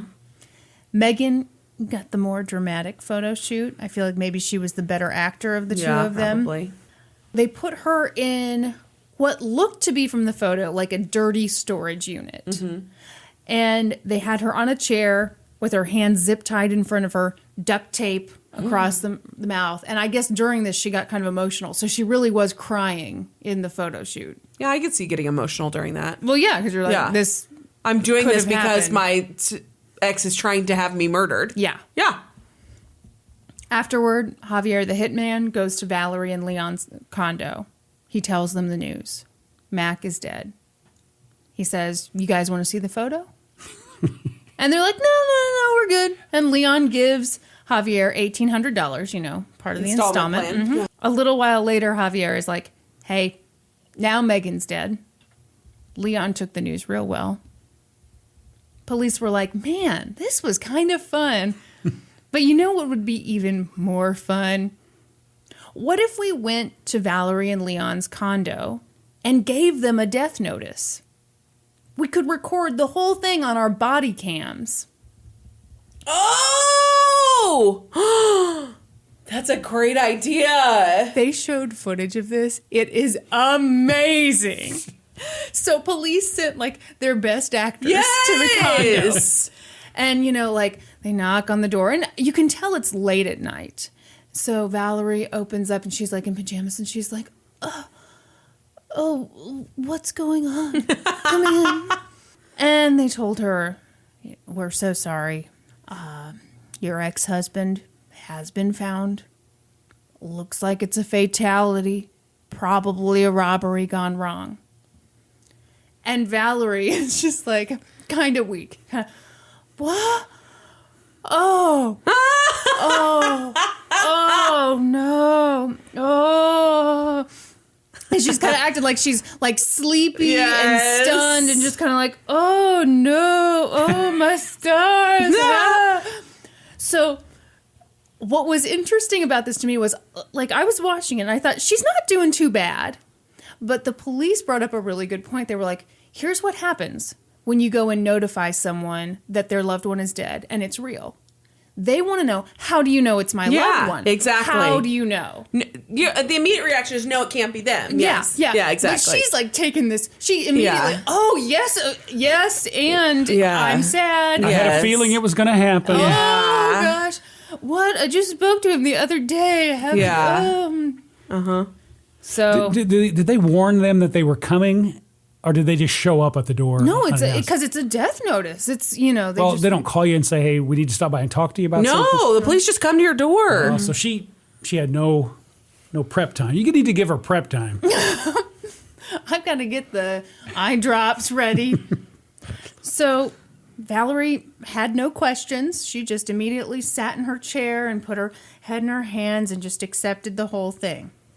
A little bit later, Leon comes out of the bedroom and police explain what's going on. And he is just, oh my God. Oh. I'm sorry. Is it Leon or Leon? Keep going back and forth. You know what? I keep wanting to say Leo because I keep looking away, so I lose my emphasis. Leon. So he's like, oh my, oh. He goes over to Valerie. So Valerie is sitting on an ottoman, and she's got the chair behind her. He sits in the chair, and he's got his arms around her. He's like, "Are you all right, baby?" And she's like, "Oh." And he looks up at the cops, And this is totally what you would say. He goes, "Oh, we've been here all night. We were here all day with her daughter, and we were watching movies." You immediately come up with an alibi? Oh, Brandi! Alibi. He's He's just letting them know. That's ridiculous. Just letting them know what he did that day. That's dumb. That's like my case where she was like, "Oh yes, I was at Marshall's at 10:14, and then I went to the gas station at 11:12, and here's my receipt for everything." That is dumb. Hey, I was just thinking, if you need to fake cry, and if you know the police are coming, you get out the hot wings, Buffalo hot wings. You don't think it's going to weird when the police come up and they say, "We need to talk to you," and you're like, And you're like, hold on "Hold on. 1 second. No. Chow down my buffalo wing. I need to be prepared with hot wings at the ready. And then I rub the hot wing stuff in my eyes. Oh, you're going to dab your eyes with the hot sauce. I am crying. I'm just thinking, All right, I how gotcha. I would be smarter than these people. Yeah. Yeah. Man, I would be able to conjure up some tears with that hot wing sauce. Yeah. I could do it. Okay. Okay. I think this is just a scheme for you to always have hot wings on the ready. That is not a bad idea. That is not a bad idea. So they're all standing around. Everyone is giving Academy Award-winning performances. And then one of the cops says, "All right, well, I'm going to need you to come with us." And Leon is like, "Oh, well, okay, I guess I'll stay here." And the officer is like, No, we need both of you. Ooh. Because you're both under arrest for solicitation of capital murder. Ooh. Leon is like, What? And they get him in cuffs. I thought I told you I was here all day. Then they tell Valerie, "You can go get your daughter before we put you in handcuffs and take her to your front door." So she goes, she does it, and her ex-husband is standing right there. The dead ex-husband? He was very much alive. Oh, ghost of Christmas past. So he takes the daughter away, and she's arrested. Ooh. I know. Can you imagine? I wish they had I footage want to see of her that. face. Yeah. Now she really is crying. Yeah. So, Leon and Valerie are under arrest. They were charged. 4 days later, Valerie got out on a $50,000 bond. That's pretty low. That's very low. Because all you have to do is put up 10% of the bond, $5,000. That's what she paid for the murder. Yeah. Well, only $1,800, really. That's right. She's on Installments. Installments are good if, in case the murder doesn't actually occur, then you only are out $1,800, You know, and you can make bail. How stupid do you have to be to believe the installment? No hitman's going to take installments. No. Yeah, I mean, a veterinarian. I don't get it. She wasn't skilled in the murder game. If she'd had more skill in the murder game, she would have known, hey, this sounds like a setup. Yeah. Also, well, we'll get more into this later. Okay, so 4 days later, Valerie gets out on bond. Her friends tried talking to her, telling her, hey, it'll work out, it's okay. But she knew it wouldn't. 2 days after she got out on bond, Valerie went out on the 7th floor balcony of her condo. And jumped? Yep. Holy shit. But she landed in the pool and everything was fine. I'm just... Brandi, you seemed upset. House. You seemed upset, Brandi, so I was making it sound better. So which was it, the bouncy house or the pool? I'm afraid it was just the ground. Oh. She left a note that read, I am so very sorry for what I have done, but I am just not strong enough to fight all of the battles ahead. Oh, that is rough. Yeah. You know, that's a gutsy way to die. Could you jump off a roof? That's, whew. I don't. No, like Norman, he's afraid of heights, so he couldn't even get up there. He couldn't even go stand on the balcony. He might pass out and fall over the edge of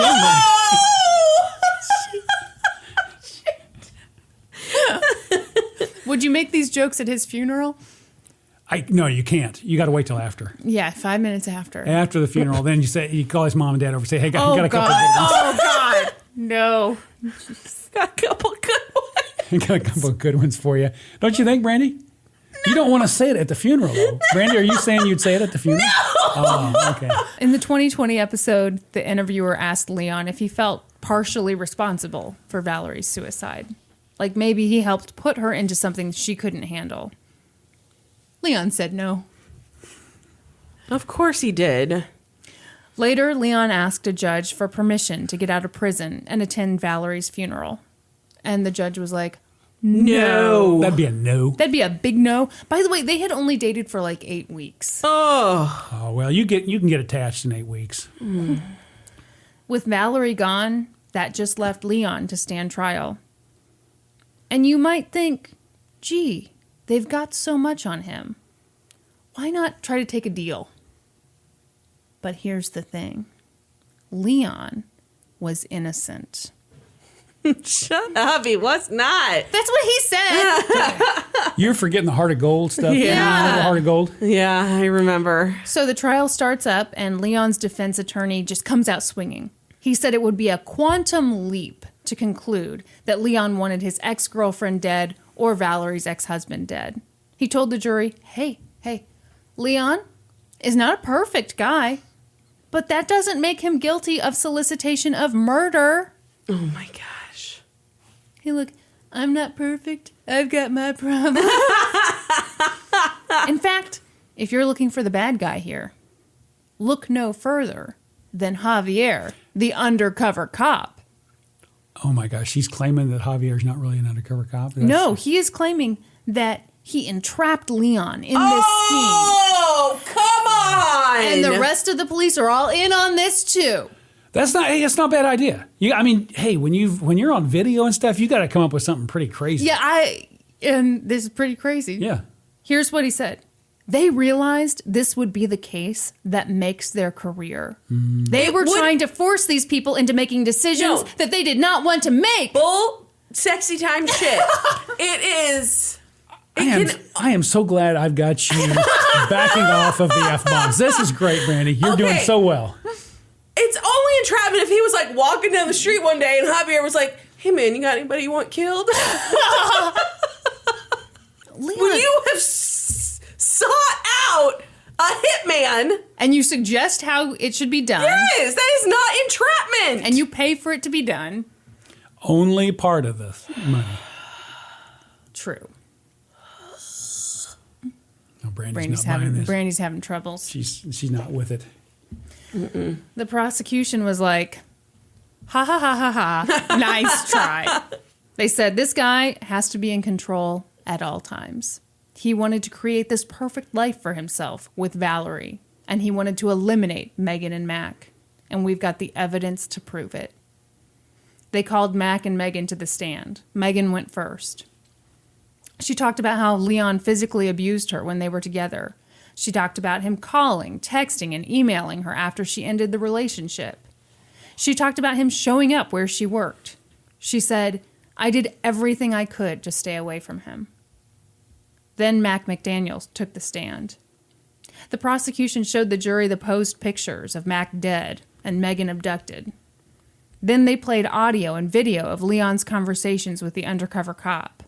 They had him on tape telling Javier how to kill Megan, saying, just get it done, and agreeing on a price. But Leon, the hero of this story, did not take this lying down. He took the stand in his own defense. This is going to work out well. Oh, yeah. He said, I never asked to have anyone hurt, killed, harmed, kidnapped. He explained that he had been pressured into saying those things because of this undercover cop. Mm-hmm. It was all his idea. Leon didn't intend for anything bad to happen. Bullshit. Leon didn't do great under cross-examination. Here's a transcript. Leon. I was just having a conversation about possible scenarios. I wasn't giving him any directions. Prosecutor. Did you not want anyone hurt when you said, inject her with potassium chloride, stop her heart, untraceable? Leon. I said that was something you could do. I didn't say that for him to do that. Hey, in his defense, he's a really bad doctor. He may not have known that would kill her. Remember? This guy's that was like fired. a B12 shot. I'm with him. Okay, good answer so far. Next, the prosecutor showed Leon the photos of Megan tied up and looking scared. And Leon confirmed, yes, I saw that image. Yes, I thought that was real. And the prosecutor said, okay. But you never said, whoop, time out, stop. This has gone too far. I don't want any part of this. She said, you never said that, did you? And Leon goes, not those exact words, I did not. After Leon got off the stand and all the arguments were finished up, the judge let the jury go for the night, and Leon went back to prison. He started thinking about his situation and realized, I've really gotten myself into kind of a riveting tale here. Sticky spot here. He made a phone call, which of course was recorded. Of course. And he said, it's a good story. It's something you'd want to read a book about. I want Bradley Cooper to play me in the TV movie. Bradley Cooper is not in a TV movie. And also, shoot, what's this guy's full name? Leon, what was his name? It's not our case, Kristin. Yeah, we can help you there. But let me ask this. While you're looking that up, Kristin, Bradley Cooper, I am not up with the current movie stars. Don't is this worry. guy He's probably going to be nominated for an Oscar this year for Star is Born. He's asking how hot. Oh, is he very good looking. Okay, yes. so that's why Leon wants him, right? Yeah. I mean, you don't. Okay, here's what we're gonna do. I'm pulling up a photo of Leon Jacob. You pull up a photo of Bradley Cooper. Got it. We're gonna show my dad what we're dealing with. What about pull up a photo of Jason Alexander? Maybe should he actually play? Oh, hold on. I want to do this at the same time. I tell you what, the tension in this room right now is almost unbearable. I'm excited. Okay, are you ready? Okay, 1, 2, 3. So no, here I'm going to be honest with you. Obviously, Bradley Cooper's a better looking guy. Yeah. But you got a bad shot here. You got a mug shot. The guy's hair's a mess. You give him a good haircut, clean him up a little bit. I think You can see why Valerie fell for him so hard. This Bradley Cooper, he looks a lot like me. Oh, God. And I could see, actually, if I ever got into this, I think Bradley Cooper would play me also. Oh, is this him again? Yes. Oh my, he looks terrible. Well, that's what I'm trying to tell you. Okay, you're showing that mugshot. That mugshot was unbelievably Actually, good. I think the mugshot was a good picture. Yeah, that was a hot mugshot picture. That guy is looking sweet. Mugshot. So he's in this jailhouse phone call wanting Bradley Cooper to play him in a TV movie. I think it's a pretty sweet idea myself. The next day, the jury deliberated for less than an hour. Ooh. What do you think they found? I think they found him guilty. You're so right. Next came sentencing. The jury had to weigh in on whether he should get jail time, and if so, for how long. For that part... Whether he should get jail Yeah, time. whether? That's what 2020 said. And who am I to question 2020? Yeah, the journalism integrity there. Mm-hmm. For that part, the prosecution called a very important witness. Leon's ex-wife and the mother of his 2 children, Annie Morrison. She told the jury that Leon had been violent with her. One time he pulled a knife on her. He pushed her, grabbed her, kicked her, and told her if she ever left him, he'd kill her, and that because he was a doctor, he'd make sure that no one would ever find her body, because he would dissolve it. The prosecutor told the jury, this guy cannot be trusted to live among us. Send him away for life. And the jury was like, sure thing. And they did just that. They sentenced him to life in prison. Right before Leon was taken away... Well, thank goodness. You made it sound like he was going to get off with like a slap on the wrist and probation. They said, get out of here, talk to Bradley Cooper, see if you can make this work. We'd all love to tune in to the I got really nervous there. Why is he shooting for a TV movie? Shouldn't he shoot for the big screen on this? I think so. Yeah, his expectations are too low. Megan was given the opportunity to speak before Leon was taken away. She said, while you sit in jail, I hope you think of me, because it's because of me that you will be in prison for life. Enjoy life in prison. Boom. Boom. Leon will be eligible for parole in 30 years, and he is currently appealing his case. Of course he is. And that is the story of toxic love. It's a good one. Good one, Chris. It was really good. This was all good. Cheaters that's a good subject matter. Cheaters, good episode. I gotta say, I really struggled with this because there are a lot of cheaters cases out there that are really good that you don't want to talk about in front of your dad. Ooh. Oh, well, why not? You holding back? Gee, I don't know. Okay. Well, then Brandi does one that brings up an old wound for me. Oh, yeah. Man. She doesn't really she scrape that scab right off. Didn't even think about it. I didn't know. Yeah, I know you didn't. And I didn't know either. And like I said, I heard that episode and I didn't know. So. Did you know he was engaged before? No, I never did. I didn't know you were engaged before Sherry. Yeah. Ooh. Brandi was also engaged before Zach. It happened when she was 13 years I was old. going to say, how could I possibly been engaged before Zach? Seriously, Brandi? No! Were you one of those child brides? She was. Yeah, I lived on a compound. It seems like you lived in Lenexa, Kansas. I like to tease Brandi because she married so young. So how old were you when you married? 21. That's how old you were when you got married, I was right? 23. Oh. Sherry was 20, though. Sherry was 20 years old. So she was pretty young. It was a different time. It was the 1800s back then. I don't know what your excuse was. 1981, Kristin? 81. Well, this was lovely. It was really lovely. fun. Thank you for having me. Yeah, I thanks for appreciate it. coming on our show. It was awesome. I'm guessing that just like one comment got me on this show, I assume if one negative comment comes, I'm off forever. So, Oh, 100%. Yeah. okay. Yeah. Okay.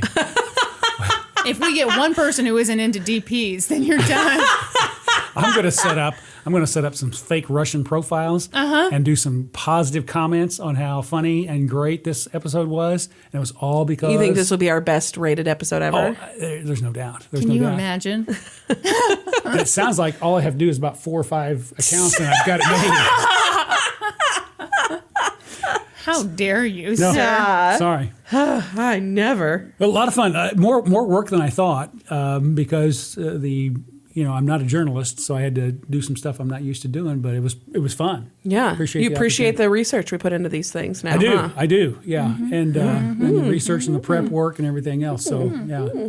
Well, we're impressed that you came prepped. We legit had a I was conversation very about worried. how we thought you were just going to show up and try and remember it off the top of your head. Kristin's heard me do that before, and she's always making fun of what I gosh. leave out and what I forget. And oh yeah, I forgot to tell you, and so And you can never remember names, so you call Oh, is that all where you get women it? Petunia. yeah, that's funny though.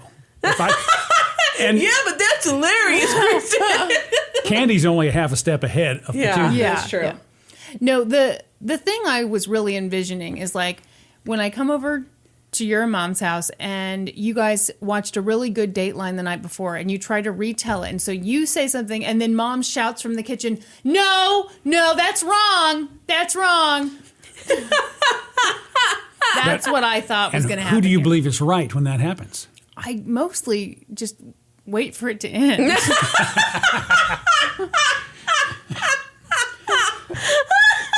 Is it true that you have the best parents ever? It's true. Okay. It's true. Just as long as you can admit that. You got some good parents. Yeah, I had the privilege of spending a lot of time around your parents growing up. So much time. Yeah. So were you guys in the same class in 4th grade? Not till 5th grade. That's Fifth when we grade. became really good Yeah. friends as 5th Okay. grade. Yeah. Yeah. So I remember Brandi coming over. I remember taking you guys out trick or treating, probably 5th grade, Yep. and you guys running all over the neighborhood. Getting What's your favorite Brandi story from growing up? Because, I mean, we went camping together. You were at our house all the time. Do you have a favorite Brandi story?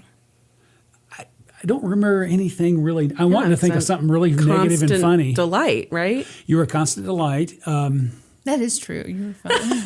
You were fun to have around, Brandi. That's for sure. Thank you. I That's for appreciate sure. it. As were all of Kristin's friends. Yeah. Yeah. Yeah. You didn't like all my friends. Oh, let's not go down. Let's not tick down a list here.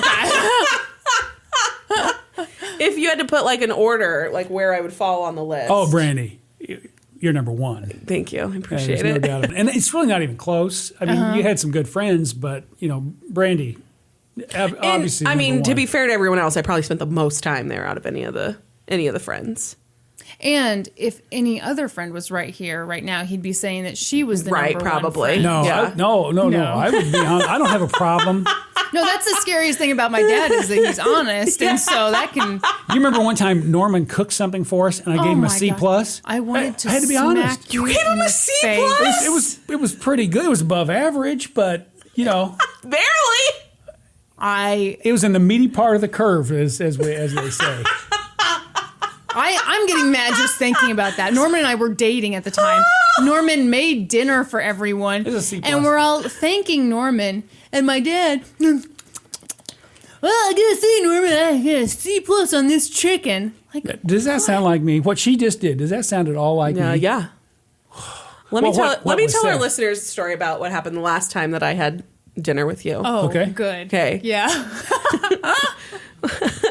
We came out to your house, Zach and I, and Kristin and Norm, and you and Sherry. And Sherry made us this delicious dinner. It was great. I think she made us chili. It was wonderful. We're sitting there. Dinner's over. We're all having some dessert. It was like a berry cobbler. It was so good. Mm-hmm. And we all had some berry cobbler, vanilla ice cream. You did not partake in the berry cobbler. Okay. Mm-hmm. You instead had some kind of chocolate ice cream. Very possible. So you get out your carton of chocolate ice cream, you put some in your bowl, you put it away, you ate that chocolate ice cream, Yeah. and then you decided you were going to get some more. Yeah. So you went and got your chocolate ice cream out again, and you used the spoon that you'd been eating with to dip it out of the carton. Sherry about leapt across the table. Now, in my defense, Brandi, I am the only one. So we're empty nesters, if you didn't know. And so I'm the only one in the house that eats chocolate ice cream. Okay, So- but hold on. When other people are there, first of all, you offer people some of what you're eating. No, nobody's getting my chocolate ice cream. And Sherry said, gosh, I hope no one else wanted any chocolate ice cream. And then your excuse was, we only have one ice cream scoop and it's got vanilla ice cream on it. That's a good excuse. I hadn't thought of that. However, I like I'm the only one who eats the chocolate ice cream. Because who puts chocolate ice cream on berry cobbler? Well, Who are No you one. to judge? If somebody wanted to come over and have some of that chocolate ice cream, Okay. not your call. Instead of me worrying about being bragged on a lot, I should have worried more about stories being told that were attempting to portray me in a negative light. You're like Leon. You're just dodging these bullets. Yeah. You got an excuse for everything. And I'm going to be on the phone with Bradley Cooper after this episode. Daryl, seriously, thank you so much for coming on the show. Yeah. It was really, really a fun episode. Glad to do it. Can't wait for all the positive feedback from podcast listeners. Yeah. Thank you so much for inviting me. I appreciate it. All right, ladies and gentlemen, if you haven't already, join us on Facebook. We're on Instagram. We're on Twitter. Find us there. Head on over to iTunes. Leave us a rating. Leave us a review. And then join us next week. When we'll be experts on 2 whole new topics. Podcast adjourned. And now for a note about our process. I read a bunch of stuff, then regurgitate it all back up in my very limited vocabulary. And I copy and paste from the best sources on the web and sometimes Wikipedia. So we owe a huge thank you to the real experts. For this episode, I got my info from the Toxic Love episode of 2020. And I got my info from the 48 Hours episode, A Knock at the Door, the New York Times, the Kansas City Star, People Magazine, and Oxygen.com. And I got my information from an episode of Dateline, an episode of Dr. Phil, which I highly recommend, USA Today article by Maggie O'Meara, True Crime Daily online, article by Jason Matero, IdahoNews.com, and the Idaho Statesman, an article by Cynthia Sewell. For a full list of our sources, visit lgtcpodcast.com. Any errors are, of course, ours, but please don't take our word for it. Go read their stuff.